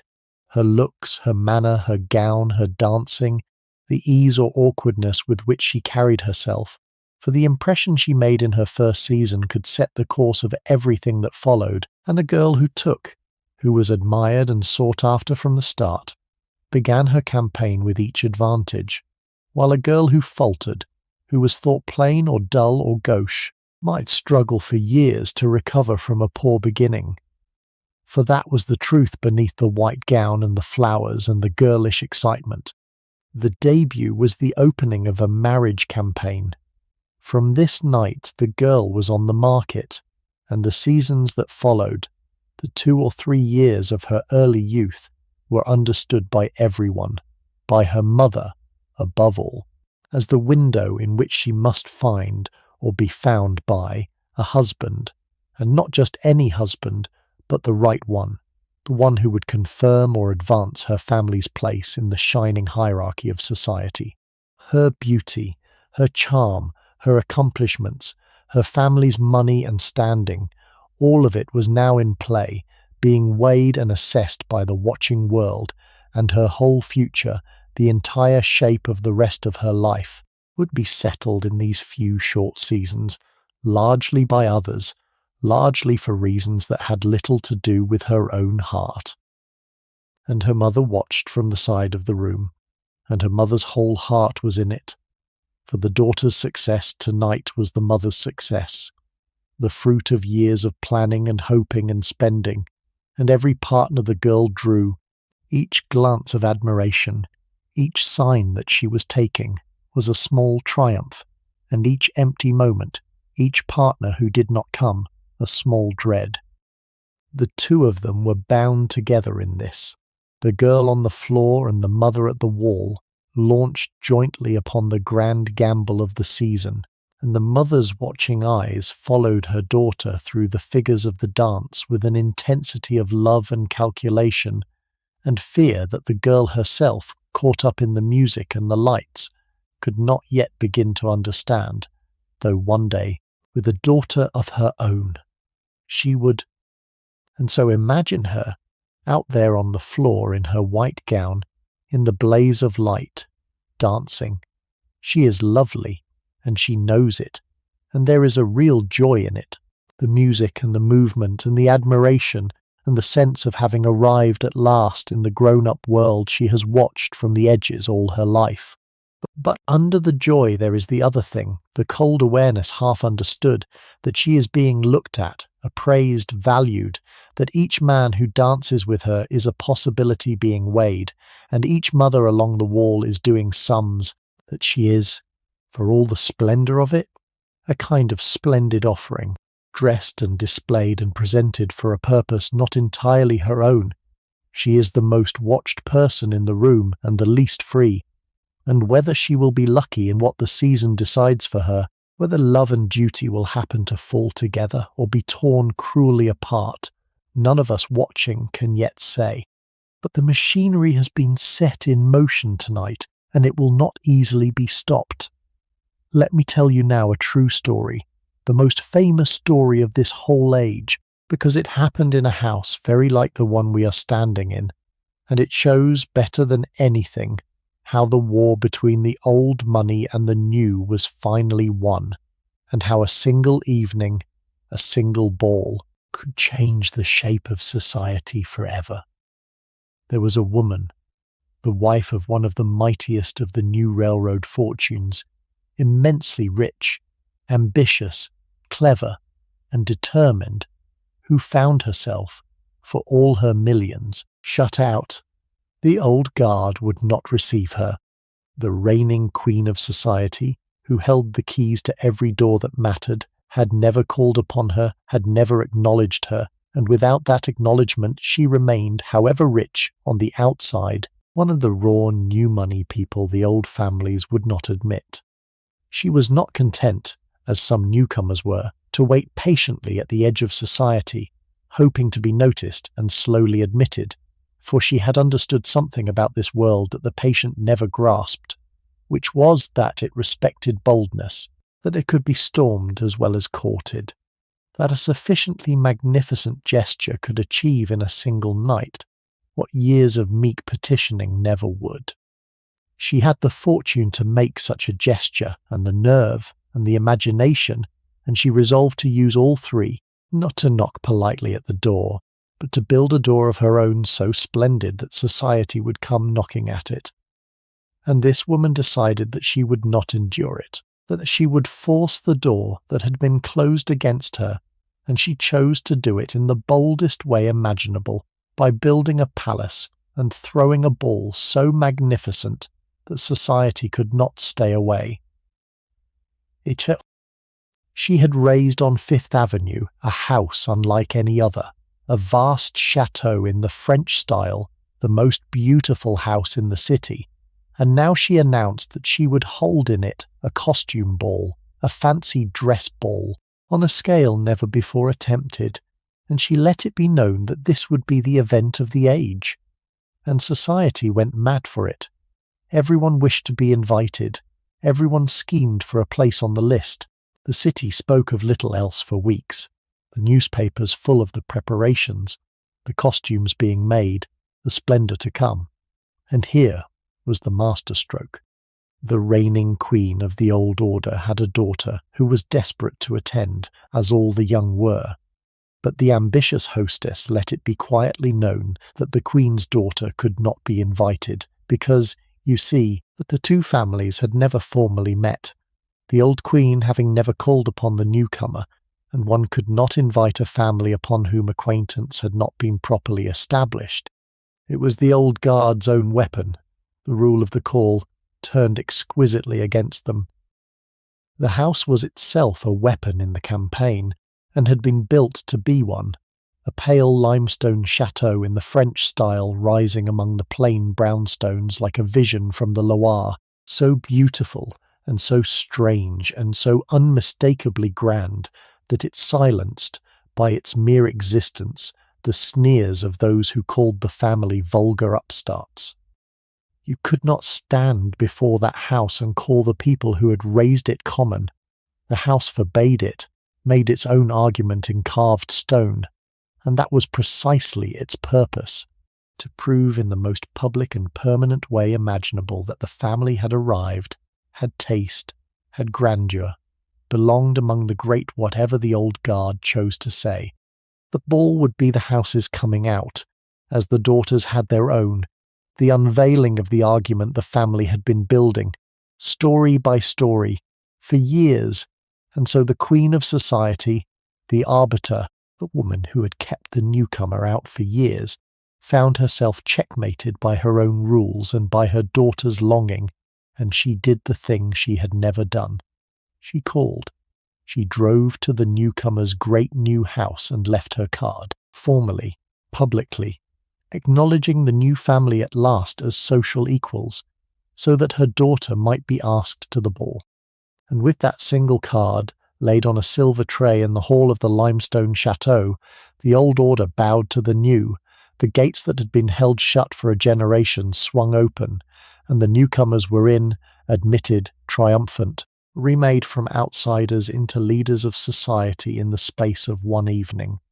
The ball, when it came, was the most magnificent the city had ever seen. 1,200 guests in gorgeous costume filling the chateau till dawn. But the real victory had already been won in the hall with the leaving of a card, and society was never the same again.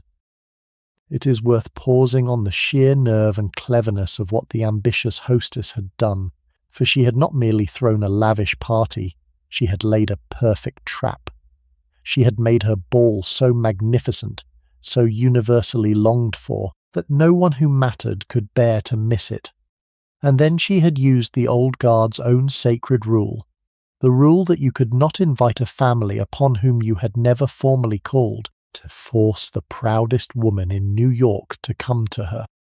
The Queen could keep her own daughter from the ball of the age, or she could unbend and call, and there was no third path, and the ambitious hostess had arranged it exactly so, knowing that no mother could deny her daughter the one prize the city craved. It was a masterpiece of social strategy, cold and brilliant, and it worked precisely as designed. And the beauty of the stratagem was that it cost the ambitious hostess little and won her everything, for she had not begged, not schemed openly, not humbled herself in the least. She had simply built the most magnificent house in the city and prepared the most magnificent ball, and let the old order defeat itself upon the rock of its own rules and its own children's longing. The proudest woman in New York came to her uninvited and unasked, and left her card, and in that moment the newcomer had won not merely admission, but a kind of victory, had shown the whole city that the old walls could be breached by sheer audacity and sheer splendour, and each other ambitious family watching took note of exactly how it had been done. Let us pause in the middle of the ball, among the dancers, and look, simply look, at the women, at what they are wearing, because the gowns and the jewels of these evenings were not merely clothes and ornaments, but works of art, weapons, and fortunes, and the display of them was one of the central arts of a woman's life in this sphere. Begin with the gowns. The truly fashionable woman of this age dressed, without exception, in Paris, at the house of the couturier who dressed the queens and empresses of Europe and the reigning ladies of New York alike. Once or twice a year she crossed the ocean to be fitted, and ordered gowns by the dozen,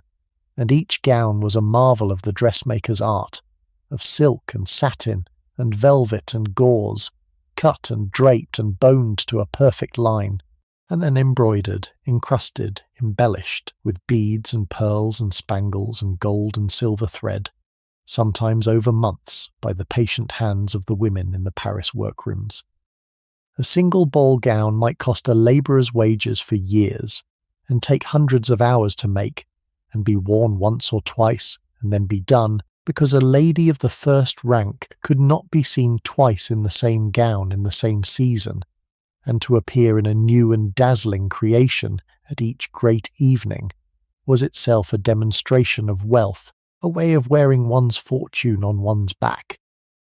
And a woman of this sphere might own dozens of such gowns, scores of them, a wardrobe worth a fortune, kept and tended and recorded, worn in careful rotation so that she was never seen twice the same within a season, and replaced each season with a fresh consignment from Paris as the fashions turned. The management of such a wardrobe was itself a considerable labour, a matter of trunks and tissue and careful storage, of maids whose whole task was the keeping of it, and of the endless watchful calculation of what had been worn where and before whom, so that no unfortunate repetition should ever occur. To dress at this level was very nearly a profession in itself, demanding time and thought and money without end, and the women who did it best brought to it a genius and a dedication that in another age might have built empires. And then the jewels, which were the true armour and the true artillery of these women. Diamonds above all, for this was the high age of the diamond, when the mines of Africa had begun to pour out stones as never before, and the new fortunes bought them by the fistful. A lady of rank wore diamonds at her throat in ropes and collars and rivières, diamonds in her ears, diamonds on her arms and her fingers, diamonds sewn into her gown, and above all the tiara, the diamond crown worn in the dressed hair, blazing under the light. There were emeralds and rubies and sapphires and ropes of matched pearls worth the price of a mansion, but the diamonds were the heart of it, the cold white fire that threw back the electric light in 1,000 points, so that a ballroom full of these women glittered and blazed with a wealth made visible, hung upon the body, walking and dancing under the chandeliers. And behind the display lay whole voyages and industries and a traffic that circled the globe. The diamonds came up out of the new mines of southern Africa, dug from the earth by labourers who would never see a ballroom, cut and polished in the workshops of Amsterdam and Antwerp, set by the jewellers of Paris and London and New York, and carried at last to hang, blazing, at the throat of a woman turning under an electric chandelier on Fifth Avenue, the long chain of the world's labour, ending in that one bright point of fire. The gowns came from Paris on great steamers, packed in layers of tissue in vast trunks, a season's wardrobe worth more than a house, crossing the ocean twice a year. Nothing about the way these women appeared was local or simple, all of it drawn from across the world at enormous cost, so that a lady dressed for a ball wore, in a sense, the globe upon her body. And there was a particular cruelty reserved for the young woman without the means to compete, the girl of good family but modest fortune who came to these balls in a made-over gown and her mother's old jewels, and was seen at once, and placed at once, by eyes trained from birth to read the exact cost and newness of everything a woman wore, in a world where dress was the visible sign of worth. To be poorly dressed was to be poorly regarded, and no charm or beauty or wit could quite make up for a gown, a season out of fashion, so that the marriage market bore hardest on exactly those who could least afford to lose, and a girl might see her whole prospects dim through no fault of her own, simply because her family could not clothe her in the armour the contest demanded. And it was, all of it, a language and a battlefield. What a woman wore, and how much of it, and how fine, and how new, told the whole room exactly who she was, and how she stood, and how her family's fortunes ran. To be underdressed was to confess weakness. To be overdressed was to confess vulgarity. To strike the note exactly, to appear magnificent and yet perfectly correct, dazzling and yet effortless, was an art that took a lifetime to master and a fortune to sustain. The women moving through this ballroom, so lovely, so serene, so apparently absorbed in pleasure, were in truth engaged in a contest as sharp as any, every one of them measuring every other, the gowns and the jewels, the visible tokens of an invisible war for standing that never, in this sphere, for a single evening, truly stopped. You have felt it, I think, gathering beneath the beauty all evening, a shadow under the bright surface, and it is time now to name it and look at it directly, for it is the hard truth at the very centre of this shining society, the engine that drove the whole glittering machine, and once it is named, the loveliness does not vanish, but it changes, deepens, takes on the weight of the human cost beneath it, and you will see the girl in the white gown, and all the laughing dancers, in a truer and a sadder light. This shining world, this season of balls and dinners and dancing, was, underneath, a marriage market, and one of the most calculating and ruthless that has ever existed. For all the splendour and the gaiety, the fundamental business being conducted here, season after season, was the arrangement of marriages, the pairing off of the sons and daughters of the old families in ways that would preserve and extend the fortunes and the standing of those families. The subscription balls, the grand December events run by the old committees, were spoken of, only half in jest,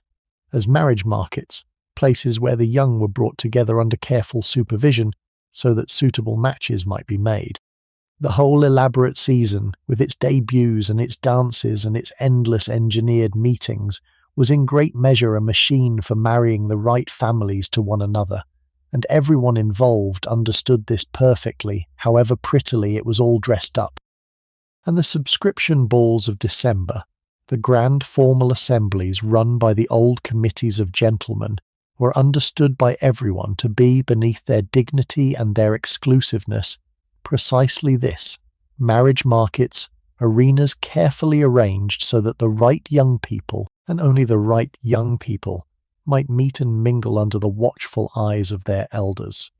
The apparatus of the season, the introductions and the dances and the calling and the dinners, formed a vast sorting machine designed to bring suitable partners together and to keep unsuitable ones apart, to ensure that fortunes married fortunes and names married names, and that no daughter of the elect strayed in her inexperience towards someone beneath her. It was courtship, but courtship on rails, managed and steered and hedged about at each turn, with the young's own hearts figuring in the calculation last of all, if at all, and it was the mothers who ran it. The fathers made the money downtown in the sphere of business, and the mothers deployed it in society, and nowhere more intently than in the marrying of their children. A mother with a marriageable daughter was engaged in a campaign that might last years, a campaign of the utmost seriousness, to secure for that daughter the best possible match, the husband who would bring the most in money or in rank or in both. She studied the field, she calculated the prospects, she manoeuvred and schemed and placed her daughter where she needed to be placed, and she did it, mostly, with an absolute conviction that she was acting in the child's best interest, that a good marriage was the whole of a woman's fortune, and that it was a mother's sacred duty to secure it. And the daughters, mostly, submitted, because they had been raised to submit, raised to understand that this was simply how the world worked and what was expected of them. And love, in all this, was regarded as an inconvenience at best, and a danger at worst, a wild card that sensible people did their best to keep out of the reckoning altogether. A daughter who fell in love unwisely, with a poor man, or an unsuitable one, was a problem to be managed, her feelings overridden for her own good, the dangerous attachment broken up before it could threaten the careful arithmetic of the match. The idea that a marriage should be founded on love, that a girl should choose for herself the companion of her life according to her own heart, was regarded in these circles as a sentimental absurdity, fit for the lower orders and for novels, but no basis whatever on which serious families should arrange the serious business of a dynastic marriage. And a daughter had, in truth, very little power to refuse, for she had been raised from the cradle in perfect obedience, taught that her mother knew best, and that a good marriage was the aim and end of her existence, kept sheltered and dependent and unfitted for any life but the one marked out for her, so that when the moment came and the match was chosen, she had neither the means nor the will, nor often even the wish to resist. A few rebelled, and their rebellions became famous exactly because they were so rare. The great mass of daughters submitted, as they had been formed to submit, and married where they were told, and made what they could of it afterward. And the price of that submission, paid quietly by so many, in so many great houses, over so many years, is one of the hidden sorrows beneath the whole bright surface of this sphere. But of course the daughters were not pieces on a board, however much they were treated as such. They were young women, with hearts of their own, with their own longings and loves and hopes, and the collision between what a girl wanted and what her family had decided she must do could be terrible, and often was. For every match that happened to bring love and duty together, there was another that tore them cruelly apart, that took a girl who loved one man and married her, for reasons of money and rank and family ambition, to another she did not love at all. And the most spectacular and heartbreaking of all these arrangements, the one that showed the cold machinery at its most ruthless, was the trade that carried the daughters of American fortune across the ocean to marry the titled lords of Europe. And it is to that story, the strangest and saddest of them all, that we must now turn. The trade was called by those who watched it the marriage of dollars and titles, and the young American women caught up in it were called, half in admiration and half in pity, the dollar princesses. And it was, when you look at it plainly, one of the strangest bargains of the age, a trade in which two kinds of wealth, each lacking what the other had, were exchanged across an ocean, with a young woman's whole life as the currency. On the one side stood the new fortunes, enormous, overflowing, but lacking the one thing money alone could not make, which was ancient rank, a title, the deep old prestige of aristocratic blood. On the other side stood the old aristocracy of Europe, the lords and dukes and counts of England and the continent, rich in title and lineage and history,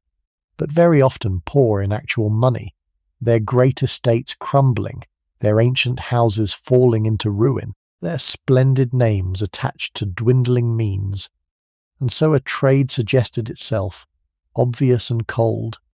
The American family would give its daughter,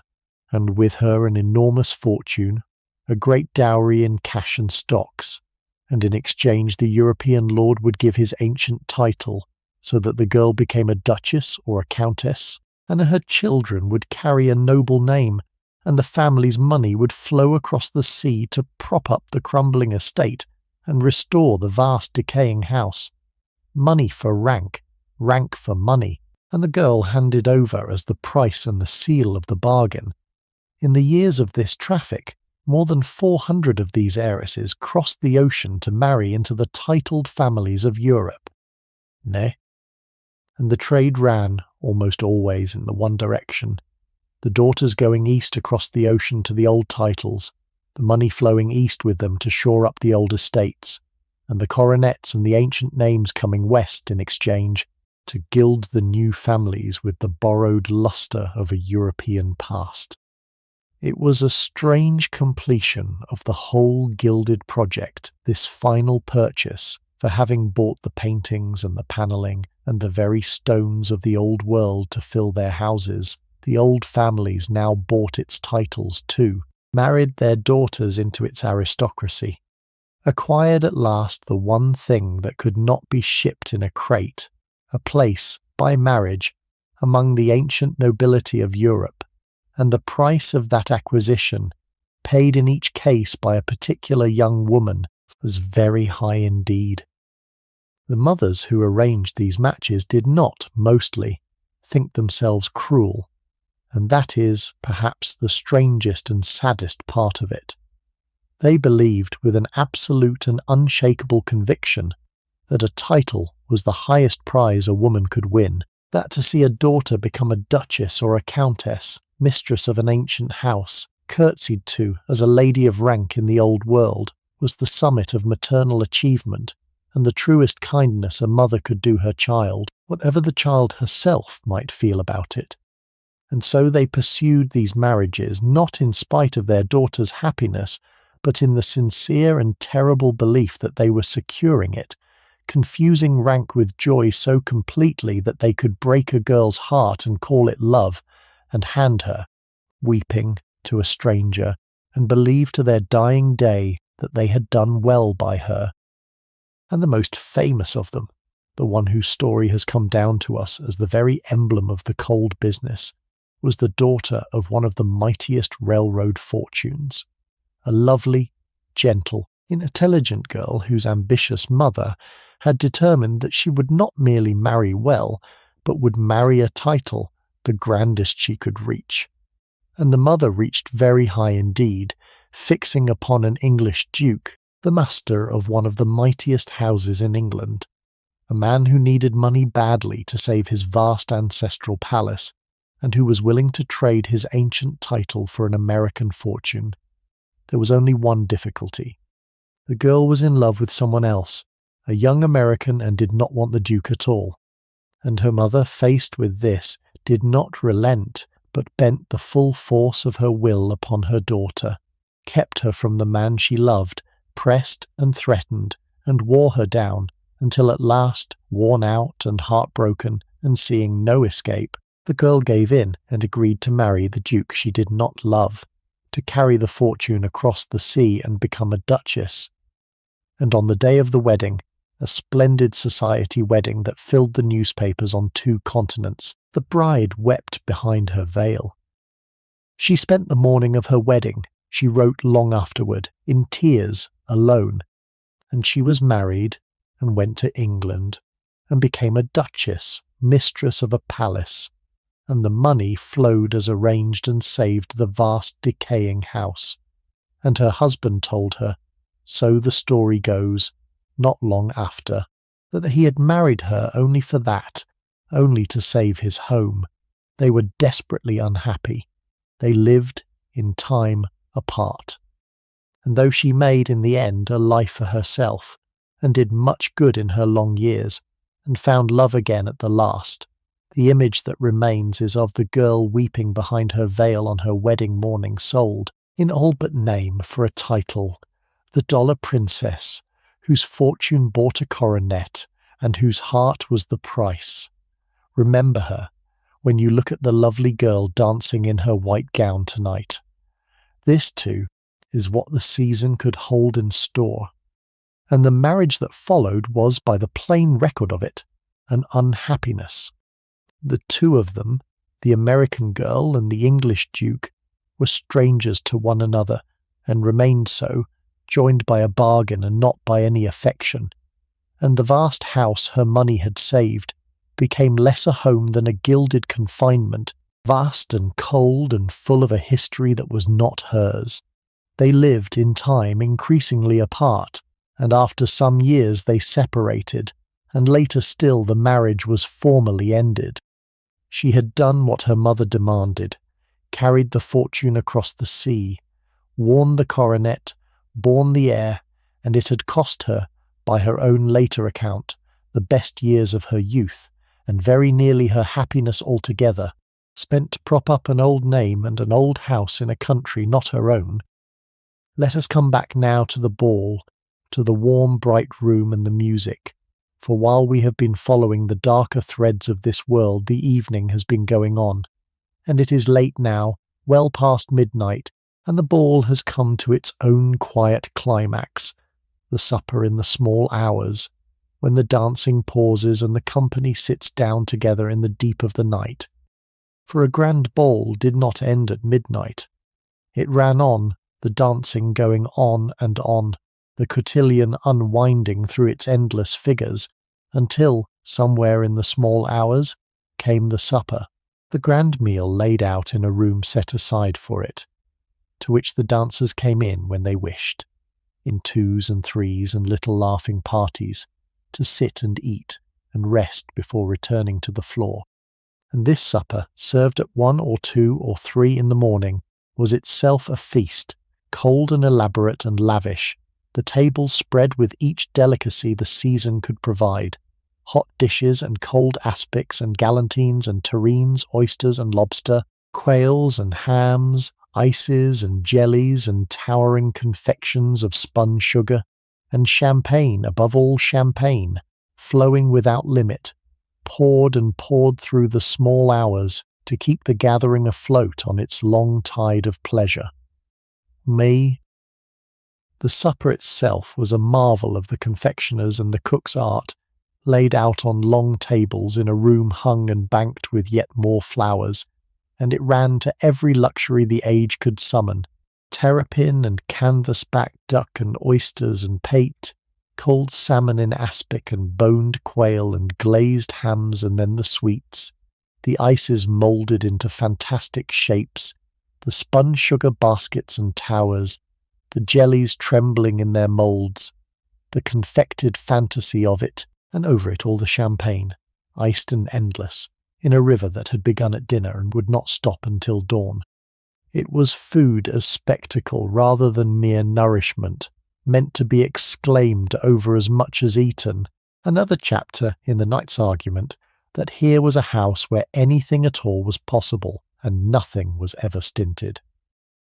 And the servants moved among them still, tireless in appearance, however weary in fact, refilling the glasses, clearing the plates, carrying in fresh dishes,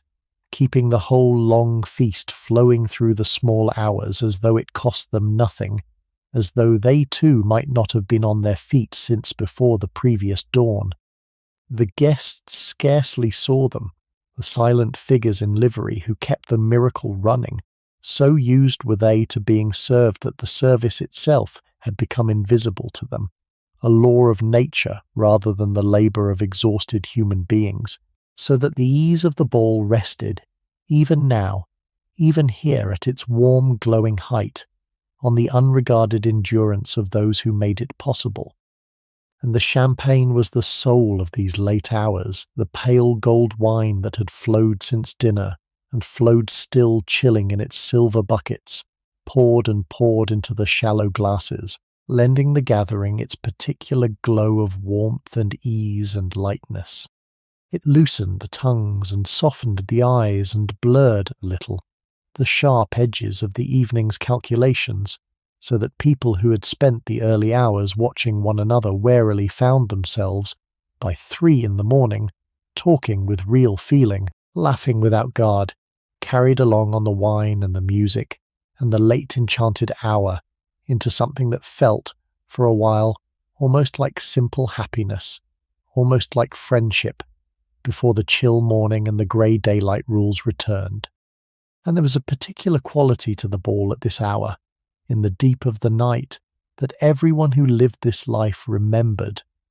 The first stiffness of the evening had long since melted. The formal dinner, with its rigid rules, was hours behind. The champagne had done its warming work, and the company, several hundred of them, the men and the women, the old and the young, had settled into a kind of glowing, tired, intimate ease, the ballroom warm and close, the flowers beginning to droop a little in the heat, the candles and the electric lights burning on,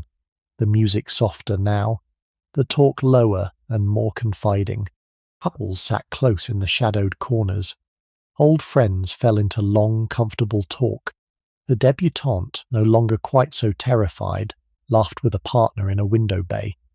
For these few hours, in the deep warm heart of the night, the ferocious machinery of society seemed almost to rest, and the ball became simply what it appeared to be, a gathering of people in a beautiful room, happy and alive together while the snow fell outside and the city slept.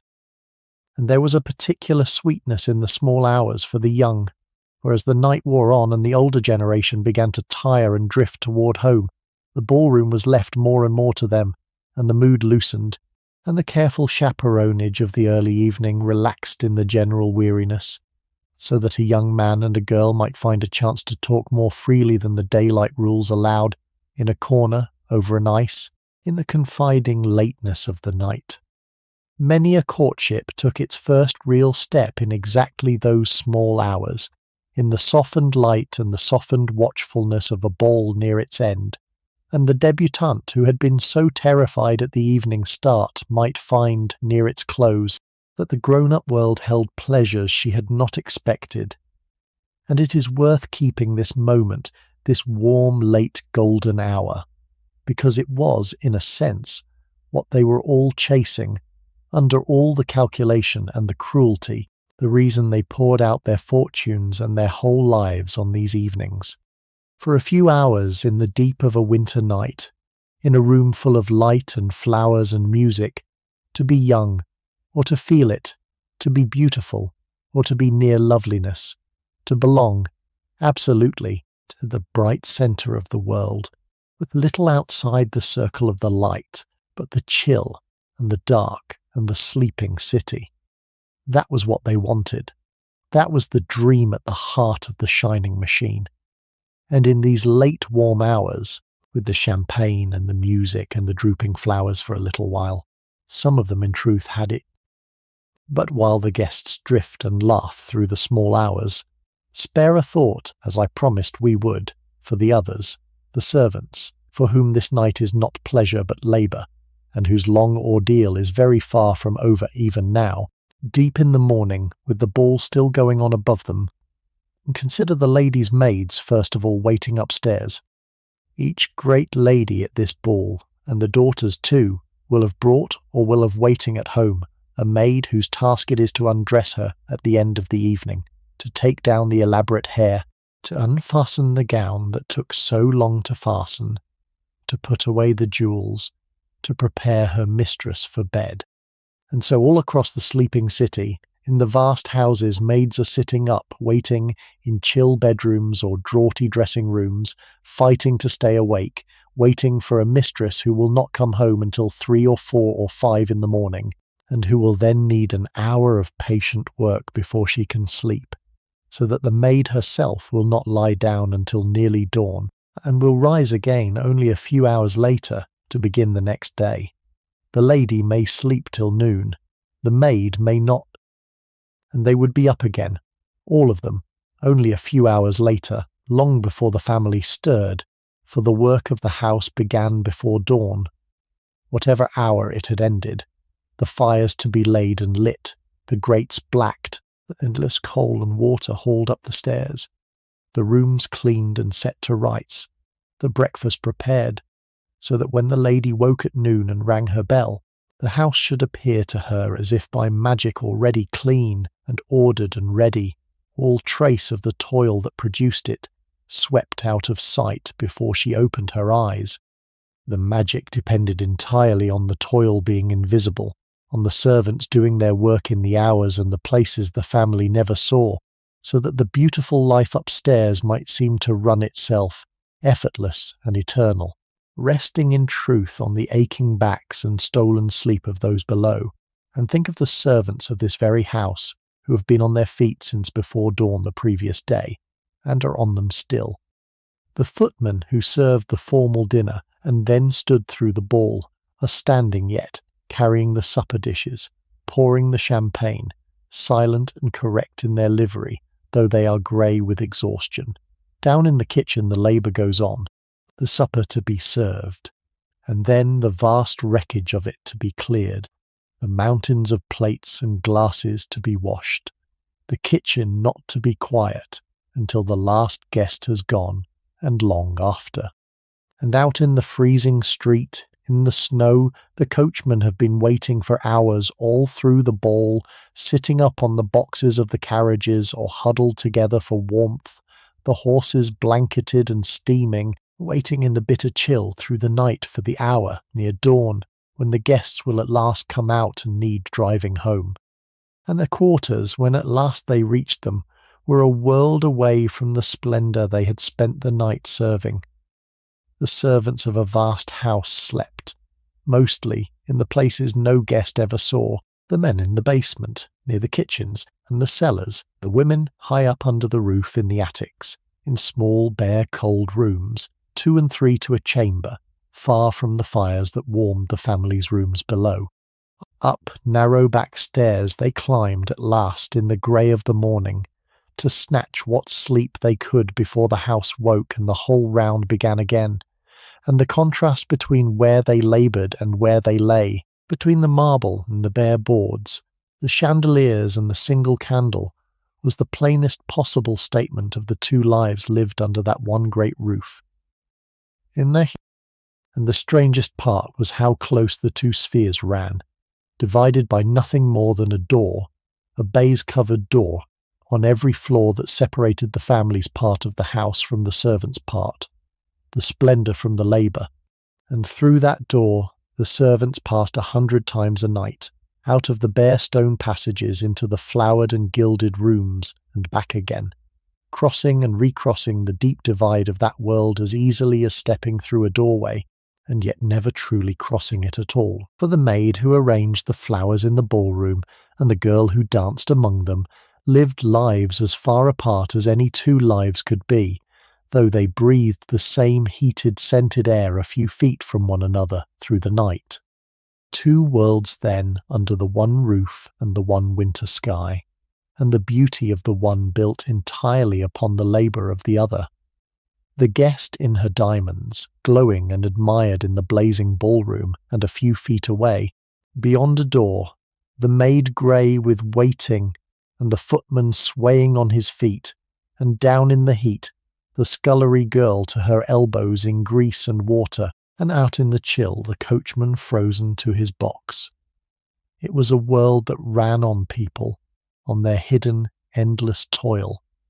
and took that labour utterly for granted, and never saw it, and never thanked it. And I do not say this to darken the beauty, exactly, for the beauty was real.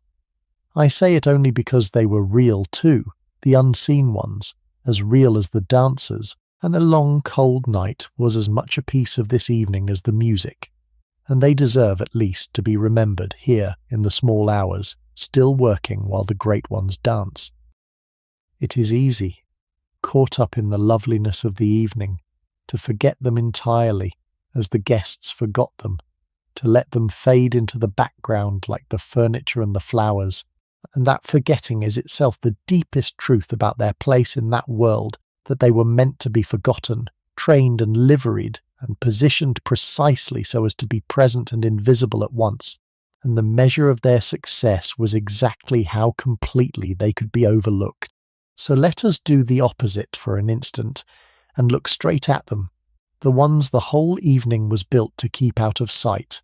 and grant them, at least across the distance of all these years, the simple recognition that their own world so entirely withheld. Let me give you the ball now, purely through the senses, as the body knew it, because for all the calculation and the cruelty beneath it, the sheer sensory experience of being inside one of these evenings was overwhelming, an assault of loveliness on every sense at once, and it is worth feeling it fully before the night begins to end. Begin with what you saw, for above all these evenings were a feast for the eye. The blaze of light, first the chandeliers dripping crystal, the new electric bulbs burning steady and brilliant, a wash of radiance such as no earlier age had ever poured into a room, and in that light everything glittering, the gilding on the walls, the mirrors throwing the light back and forth, and above all the jewels, the diamonds at 100 throats and in 100 coughs of hair, throwing back the light in points of cold fire, so that the whole moving crowd seemed to sparkle and blaze. The colours of the gowns, the silks and satins in every shade, rose and gold and midnight blue and silver, moving and turning under the light, the flowers everywhere, the banks of roses and orchids and lilies. It was a room built and lit and dressed to dazzle the eye past all bearing, and it did. And the whole was arranged, remember, by people who had made an art and a study of exactly this, of how to overwhelm and delight the eye, the placing of the flowers and the mirrors and the lights, the colours of the rooms, the very gowns of the women considered as part of a composition, so that a grand ball was in its way a vast work of art, composed and staged and lit with enormous care, a single enormous beautiful spectacle in which each guest was at once a spectator and a piece of the show. Nothing was accidental. The whole dazzling effect that seemed to spring up so naturally was the product of intense calculation and lavish expense, a masterpiece of staging that existed for one night and then dissolved, and would be composed afresh, differently, for the next great evening, and the next. And the flowers themselves were a wonder and an extravagance almost beyond belief, for to fill a grand ballroom with roses and orchids and lilies in the dead of a northern winter meant growing them at ruinous cost in acres of heated glass, or shipping them from warmer places, and using them by the thousand, banked along the walls, wreathed up the pillars, heaped on every surface, for a single night, after which they were thrown away. A hostess might spend on the flowers for one ball what a working family lived on for years, and the guests breathed in that reckless perfume without a thought, taking it as simply the natural air of their world, this impossible summer, conjured out of the winter at a cost that would have fed a neighbourhood, breathed and enjoyed and gone by morning. And the scent of it, which struck you the moment you came in and never left you, the heavy sweetness of a whole garden of hothouse flowers, breathing out their perfume into the heated air, roses and lilies above all, mingled with the perfumes of the women, the powders and the scented oils, and under it the smell of the beeswax candles, and the warm smell of the food drifting from the supper room, and all of it gathered and thickened in the warmth, so that the very air of the ball was rich and heavy and sweet, an atmosphere you could almost taste, unlike the thin cold air of the ordinary sphere, an air that belonged to this room and this night alone. And the sound, the orchestra playing on, the waltzes and the airs, threading under everything, and over it the murmur and rise and fall of hundreds of voices, the laughter, the rustle, that particular sound of a grand ball that was really the sound of silk, the endless soft rustle and hush of silk skirts moving and turning, a sound like a sea. And there was the taste of it too, though one hardly noticed the tasting amid so much else. The iced champagne endlessly refilled, the ices and the sweets, the confected abundance of the supper, so that the very tongue was flattered along with the eye and the ear and the nose, no sense left unindulged, the body wrapped round entirely in pleasure from every side at once. It was designed, the whole evening, to overwhelm the senses utterly, to leave no faculty unsatisfied and no appetite unfed, to drown the guest so completely in loveliness and warmth and sweetness and sound, that the ordinary world, with its cold and its dullness and its cares, dissolved entirely and ceased for a few hours to exist at all. And in that, on a night like this, it succeeded. And the warmth, above all, the deep enfolding heat of the crowded blazing room, held against the bitter winter, pressing at the black windows. That contrast was the whole sensation of the night, the warmth and the light and the sweetness within, and just beyond the glass, a few feet away, the freezing black, the snow falling on the empty avenue, the cold that would take you the moment you stepped out of the ring of light. To be inside, glowing and dazzled and surrounded by loveliness, while the winter waited beyond, was the very essence of what these evenings offered. The sense of being gathered into a warm, bright refuge at the heart of the chill world, and it worked upon the body and the heart exactly as it was meant to, so that a guest, half drunk on light and heat and music and champagne, might feel in the small hours that there was no world at all beyond this room, and never had been, and never would be, and that the night might go on forever. But there was another New York outside that room, and I must take you out into it now, out through the doors, and past the awning, and across the carpet to the far edge of the light, to the cold pavement where the other New York stood watching, because you cannot understand this evening truly without standing, for an instant, on the outside of it, in the snow, looking in. All through the night, remember, the crowd had been there, held back along the sidewalk by the police. Ordinary New Yorkers come to watch the great arrive, and now waiting, some of them, to watch them leave. They stood in the bitter chill, stamping and shivering, the working folk of the city, the clerks and the servants and the poor, gazing up at the blazing windows and the shapes moving behind them, hearing the faint thread of the music come out into the freezing street, watching a world they could see perfectly and could never, ever enter.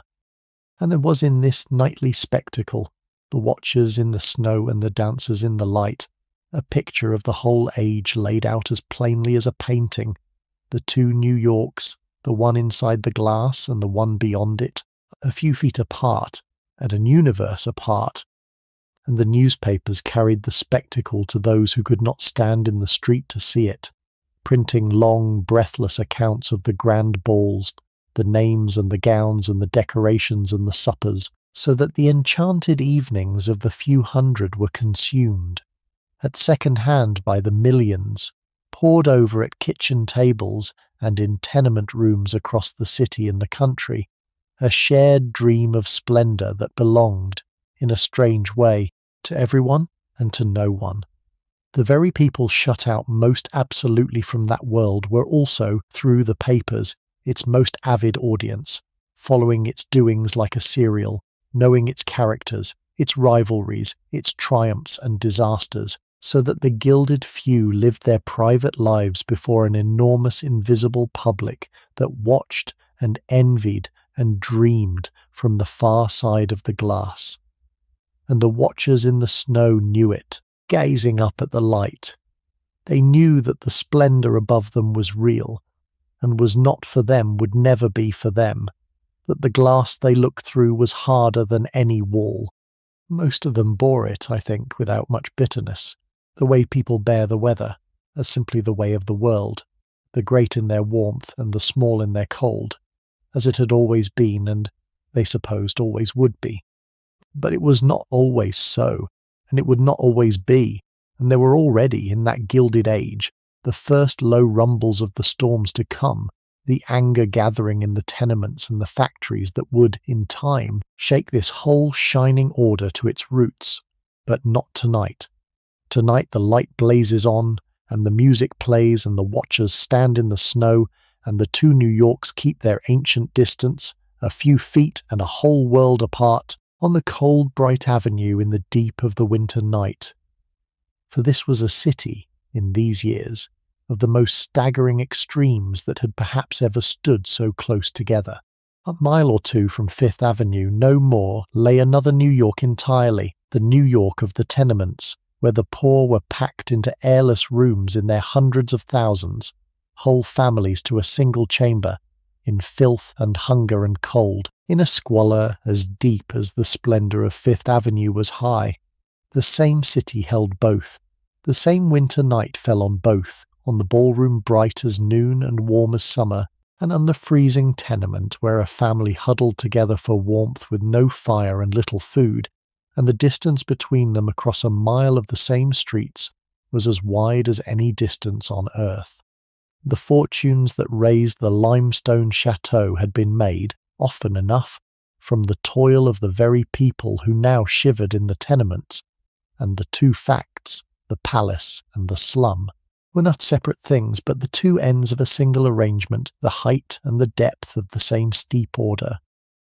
And the fortunes that blazed on Fifth Avenue had been dug, very often, out of exactly that other city and cities like it, out of the labour of people who lived as those in the tenements lived, the men who laid the rails and stoked the furnaces and worked the mills and mines that the vast fortunes were built upon, for wages that kept them always a week from hunger. The connection was direct, though it was never spoken of in the ballrooms, between the diamonds at the throat and the hands that had earned the money the diamonds were bought with, between the heat of the one house and the cold of the 10,000 others, so that the glittering evening and the freezing tenement were not two separate worlds after all, but the near and the far end of a single machine, joined by chains of labour and profit that ran unseen beneath the snow of the divided city. And yet they came. Night after night, the watchers stood in the chill for hours to see the great arrive and depart,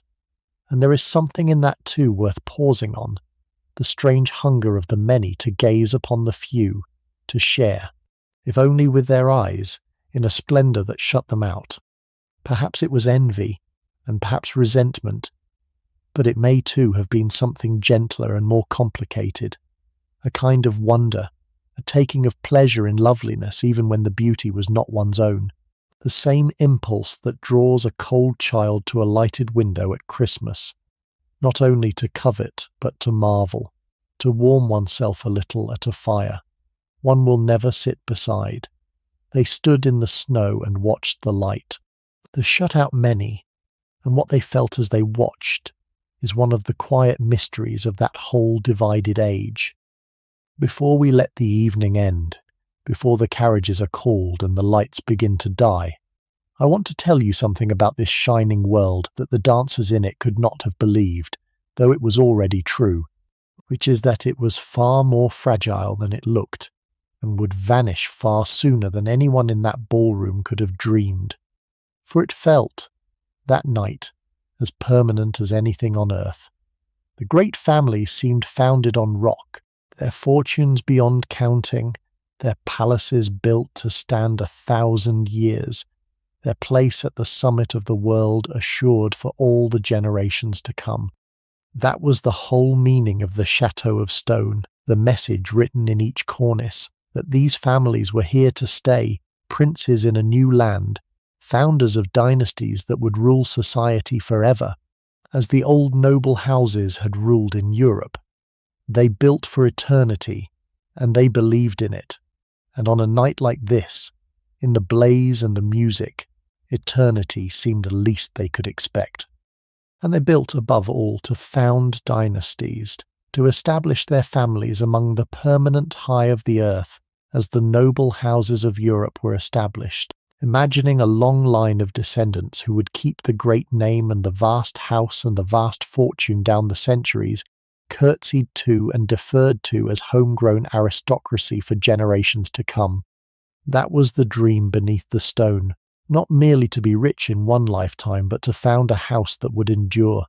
And it was exactly this dream that the coming decades would most cruelly disappoint. But the very fluidity that had let these families rise so fast would let others rise past them just as fast. And the new fortune proved a far less durable thing than the builders, gazing at their new raised chateau, could ever bring themselves to believe. And yet, within the lifetime of the very girl dancing in her white gown tonight, within a single ordinary human span, almost all of it would be gone. The fortunes, some of them, would melt away in the hands of heirs who lacked the ferocious drive that had built them, spent and scattered and lost. And the palaces, the limestone chateaux themselves, the stone dream houses of Fifth Avenue, raised at such stupendous cost, filled with the plundered treasures of Europe, built to stand for centuries, would come down, one after another, torn to rubble within 30 or 40 years of their raising, swept away as the city changed, and the land beneath them grew too valuable to waste on a mere house. The most magnificent of them all, the limestone chateau where the door-storming ball was held, would be demolished barely more than 40 years after it rose, and an office tower raised on the spot. One by one the palaces fell, the marble halls smashed, the carved stone carted away, the European panelling sold off, until almost nothing was left of the whole shining avenue of dreams but photographs and memories, and a few fragments saved in museums. And the speed of the fall, when it came, was astonishing, faster by far than the rise had been. The palaces had gone up over a generation, in a fever of building, each grander than the last. They came down in a heap, in a rush, over just a few short decades. As the city surged northward, and the ground beneath Fifth Avenue turned from the most desirable in the world into something worth more with an office tower on it than a home. The families that had built to outlast the centuries found their heirs unwilling or unable to keep the vast cold houses, impossible to staff, impossible to heat, swallowing fortunes merely to stand, and one by one the doors closed for the last time and the wreckers came, and the marble was smashed and the panelling sold and the stone carted away, until the avenue of chateau was simply gone, as though it had never been. And that perhaps is why the age still holds us, why we look back at it with such fascination, precisely because it was so brief and so doomed, a bloom that opened with such impossible splendour and fell so soon, gone almost within a single lifetime, so that all of it, the palaces and the balls and the fortunes and the gowns, has about it the poignancy of what could not last and did not know it. There is a beauty peculiar to doomed and passing things, to the flower that will not outlast the day, to the golden afternoon before the storm, and the gilded world had that beauty blazing away on its winter avenue as though forever, while the wreckers and the tax collectors and the turning century were already unseen on their way. And there is something in that, something worth carrying away from this evening, about the nature of the gilded thing. For gilded, remember, is not gold. Gilded is a thin, bright skin of gold laid over something else, over base metal, over plaster, over iron, and the age took its name from exactly that, from the suspicion that all this dazzling surface was just that, a surface, a thin bright gilding over something harder and less lovely underneath. And so it partly was. The splendour was real, but it was also brief, and thin, and built on other ground, on toil and inequality, and raw new money. But that would not bear the weight of eternity the builders imagined. The whole shining world of this evening was a passing bloom, more fleeting than almost any of them knew, a single brilliant season in the life of a city, gone almost as soon as it had fully bloomed, which is, perhaps, all the more reason to hold it as we see it now, tonight, at its height, before it fades, blazing away in the winter black as though it would last forever. And now at last, the evening is ending.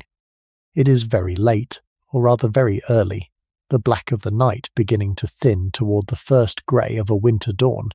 and out in the ballroom the ball is dying gently down, the music slowing, the dancers fewer, the candles guttering, the great night folding itself at last towards sleep. And the guests are leaving now, in ones and twos and little parties, coming down the wide marble stair for the last time, tired and happy and heavy-eyed, the women's elaborate hair a little loosened now, the men's faces creased with the night, all of them wrapped again in their furs against the cold they are about to enter. In the hall the servants bring the cloaks and the wraps, and hand for hand the guests are bundled up and sent out through the doors, and word is passed to the street,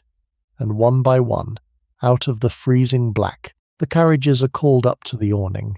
the coachmen stiff and frozen from their long cold vigil, the horses stamping in the snow,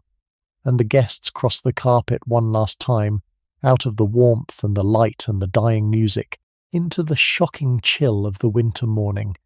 and climb into their carriages, and are driven away. And there was an etiquette even to the leaving, for one did not simply vanish from a grand ball, but took one's leave with the proper forms, a word to the hostess if she could be reached, a graceful withdrawal that did not disturb the company. And the truly polished guest knew exactly when to go, neither so early as to seem to slight the evening, nor so late as to seem unable to tear oneself away, judging to a nicety the instant of departure as they judged every other move in the performance of a social life, and then out into the chill, and the waiting carriage, and the drive home, the last act of the evening, performed alone or with one's own party, the public performance over at last, and the private weariness allowed to show, in the shadow of the carriage, at the end of the bright night. And there is a particular feeling to that drive home, through the empty streets in the first grey light, that everyone who lived this life knew. The carriage moving through the silent city, the snow still lying clean and blue-grey in the dawn, the streets deserted, the vast houses dark now, the ball a warm blur of light and music already receding behind you, and the tiredness coming down, that deep pleasant exhaustion of a night wholly given over to pleasure, the champagne fading, the feet aching, the mind full of the evening, of who had danced with whom, and what had been said, and how the whole shining thing had gone, and through the carriage window the city beginning, very faintly, to wake. The first lights in the lower windows, a milk cart perhaps coming slowly along a side street, the first of the working day beginning even as the night of pleasure ended, the two spheres passing each other in the grey dawn, the reveller going home to sleep as the labourer rose to work. And the city they drove through was already, in the grey light, beginning its other existence, the working life that had never truly stopped even through the night of the ball. The lamplighters were going their rounds, the first market carts were rolling in from the country, heaped with produce, the horses steaming. Here and there a shop was opening its shutters, a servant scrubbing a step, a chimney beginning to smoke. The great machine of the ordinary city, the city of work and want that the ball had shut out so completely, was waking and stirring all around the tired revellers as they rolled home, and the two New Yorks brushed past one another once more in the dawn, the one going wearily to its bed as the other rose unrested to its long day's labour. And there is a particular loneliness to the end of a great pleasure, to the grey morning after the blazing night, that the revellers knew as well as anyone, the sense of the enchantment draining away, the music stopped, the lights out, the beautiful evening already slipping into the past and becoming a memory even before one had reached one's bed. The gown that had been so magnificent hung limp now over a chair. The jewels went back into their cold cases. The face in the mirror was tired, and older in the grey light than it had seemed under the chandeliers, and the whole shimmering triumph of the night was over, could not be held, could only be remembered, and the remembering already beginning, even now, to soften and blur it into the procession of nights that made up a life in that sphere. And at last the carriage reaches home, one of the great dark houses, and the tired guests climb down and go in, up to the snug bedrooms where the maids have waited all night, to be undressed at last, the gown unfastened, the jewels put away in their cases, the long hair taken down and brushed out, until at last, as the winter dawn comes grey and cold to the windows, the lady lies down in her bed, in the great silent house, and sleeps. And the girl in the white gown, the debutante, her first ball behind her now, lies down too in her own room, her head still full of the music and the light and the faces, of the partners and the favours and the dazzling blur of her first night in the grown-up world, and does not yet know as she drifts towards sleep what the season has begun for her, what has been set in motion tonight beneath all the splendour. She only knows that it was the most wonderful night of her life, and that she is very tired, and that sleep is coming for her at last, warm and deep, as the snow falls softly on the sleeping avenue outside. And so one evening ends. But the season did not end with it, and I want you to feel before we close how this single night was only one bright bead on a long string, one turn of a wheel that went round and round through the winters and the years, carrying this shining society along with it. For tomorrow, or rather later today, when the reigning ladies have slept and risen, the season would simply go on. This one dazzling evening, that had seemed, while it lasted, like the whole of life, was in truth only a single link in a chain that ran on and on ahead of it, evening after evening, each as brilliant and as freighted as this one, stretching away through the depths of the winter toward a spring that still seemed impossibly far off. Tonight would be talked over tomorrow, and half forgotten by the evening after, swept away under the next ball and the next, for the world did not pause to savour any single night of itself, but pressed on, greedy and tireless, toward the next. And then the spring would come, and society would scatter, to the country and to Europe, and above all, when summer came, and to the great cottages by the sea, where the performance began again in its summer form, the same people, the same rivalries, the same balls and dinners transported to the seaside for the warm months, and then autumn, and the return to the city, and in November the opera would open once more, and the season would begin again, turning, as it had the winter before, and would the winter after. And the calendar of it was fixed and known to all, a round of fixed observances as regular as the church's own calendar, so that a person raised in that world could have told you at any date exactly what the season required, which entertainments were due, which visits owed, which great events approached, the year laid out in advance in its ordained procession of dinners and balls and calls and departures. There was a deep comfort in that fixity, for those who belonged, the reassurance of a world that ran on rails, that told you always where you were meant to be and what you were meant to be doing, and asked of you only that you keep the calendar and play your role, and promised in return a place at the bright centre of the only sphere that, to them, existed at all, and mixodiget. And there was something almost seasonal and natural about the turning, like the turning of the seasons themselves. The debutantes coming up each winter like a new crop, blooming for their season, pairing off and marrying and passing into the ranks of the matrons, making way in their turn for the next year's flowering, so that the society renewed itself endlessly, generation feeding into generation, the same roles filled by new faces winter upon winter, the same drama played out with a changing cast. A woman might trace her life by it, from the season she came out to the season she launched her own daughter, measuring the passage of her seasons not in birthdays but in seasons, in balls, in the slow procession of winters through the shining rooms. And the people turned with it. The girl in the white gown, the debutante of tonight, would be a debutante only once. Next season she would be one of the young wives, perhaps, or still on the market, a shade less new, a shade more anxious. And the season after that, another crop of girls in white would come out, younger than she, and she would watch them from a little further along and understand, as her mother had understood, how the wheel turned and what it was for. And in time, if things went as they were meant to, she would become a hostess herself, in her own great house, giving her own balls, ruling her own corner of society,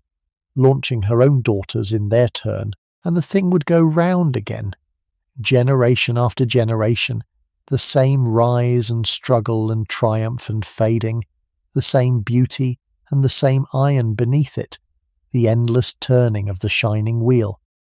And it is worth remembering that the very people who seemed most fixed and permanent in that sphere, the reigning hostesses at the summit of it, were themselves only passing figures in a procession, that each reigning queen of society had risen in her turn and would in her turn give way, that the crown passed on, sometimes peacefully and sometimes in bitter contest, from one great lady to the next as the years went by, so that even the sovereigns of this sphere were as subject to its turning as the humblest debutante. Nothing in it held still. The wheel turned for everyone, the mighty and the meek alike, carrying them all up, and then, in time, down and away, while the season itself went on, indifferent, renewing itself each winter with a fresh cast for the same eternal play. And when it ended, as it did end, when the palaces came down and the fortunes scattered, and the old order gave way to something newer and looser and less sure of itself, those who had known it in its glory mourned it as one mourns a lost country, a vanished kingdom, with its own language and customs that no one would ever speak or keep again.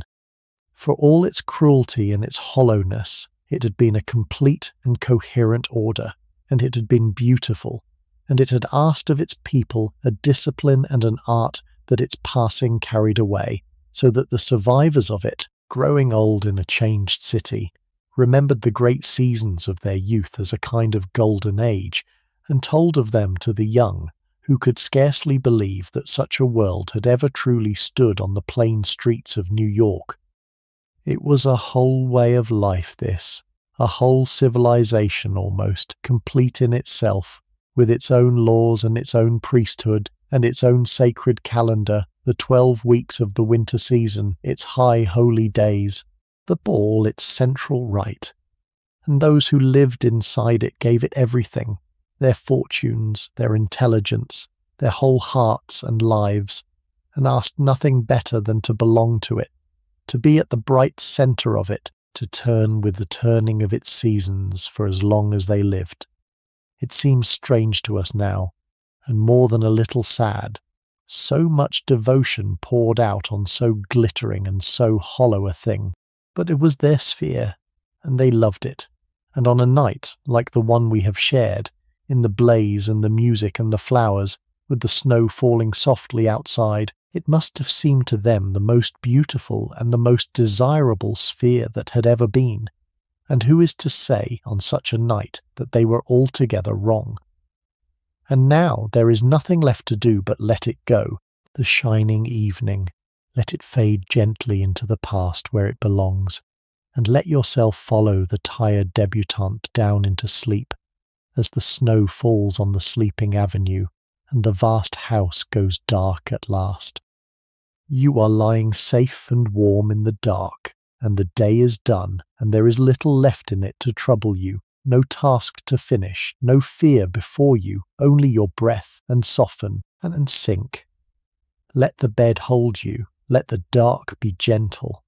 Let each breath come a little slower than the last, and each one carry you further down, away from the day, away from the light, toward the deep, still country of sleep that is waiting for you now, patient and kind, just below.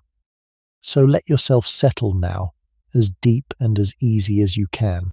Let the day go from you, all of it, whatever it held, because it is over, and it asks nothing more of you now, and there is nowhere you need to be, and no duty before you but rest. Let your hands come open, let your shoulders come down, let the warmth come up around you like the warmth of that blazing ballroom, and let the cold world stay outside, beyond the glass, where it cannot reach you now. And if your mind wants something to hold as it lets go of everything else, let it wander back, one last time through the evening we have shared, not to keep any of it, only to let it carry you down into sleep. The carriage moving up the snowy avenue in the lamplight, and the pale house blazing with light against the winter black,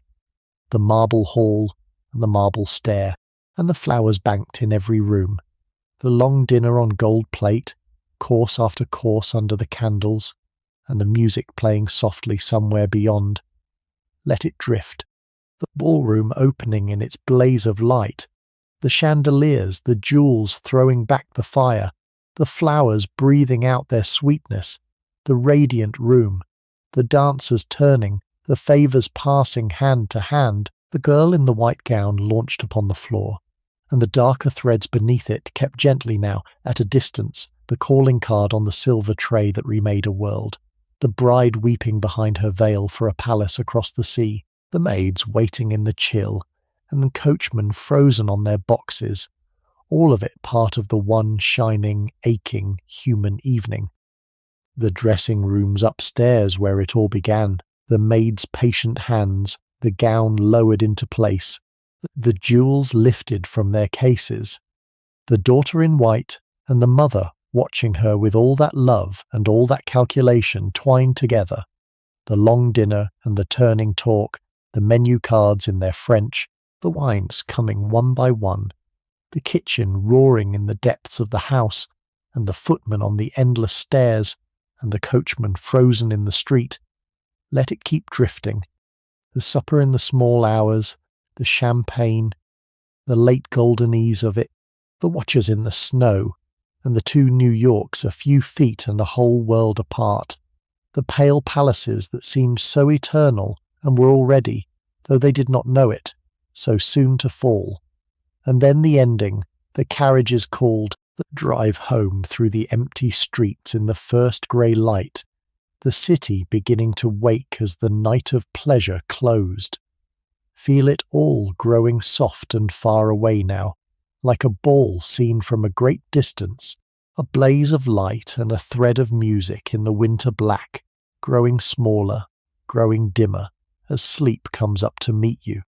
The great house is dark now, the last carriage is gone, the snow is falling on the empty avenue, soft and silent, covering the tracks of all the wheels, and the city is sinking into the deep blue quiet of the last hour before dawn. And somewhere in the great dark house, snug under the covers, her first ball behind her, and her whole life still before her, the girl in the white gown is falling asleep, as you are falling asleep, carried down gently into the dark and the quiet and the rest. Think as you drift of how many winters the avenue blazed, how many nights the carriages came up through the snow to the lighted doors, how many young women in white came down the marble stairs into the light, all of them gone now, the dancers and the watchers and the reigning ladies and the tired maids alike, all of them long since laid down to a sleep deeper than yours, and the houses gone too,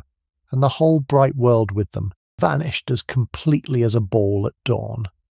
And there is no sadness in it now, only a kind of tenderness, the tenderness we feel for all beautiful things that could not last. And you may hold it gently, that whole lost winter world, as you would hold a piece of glass, and then set it down and let it go and turn towards sleep. And if there is one thing to carry down with you, let it be the loveliness and not the sorrow, the light and not the cold. For all its iron and all its sadness, it was a beautiful world that lost bright sphere of the winter season,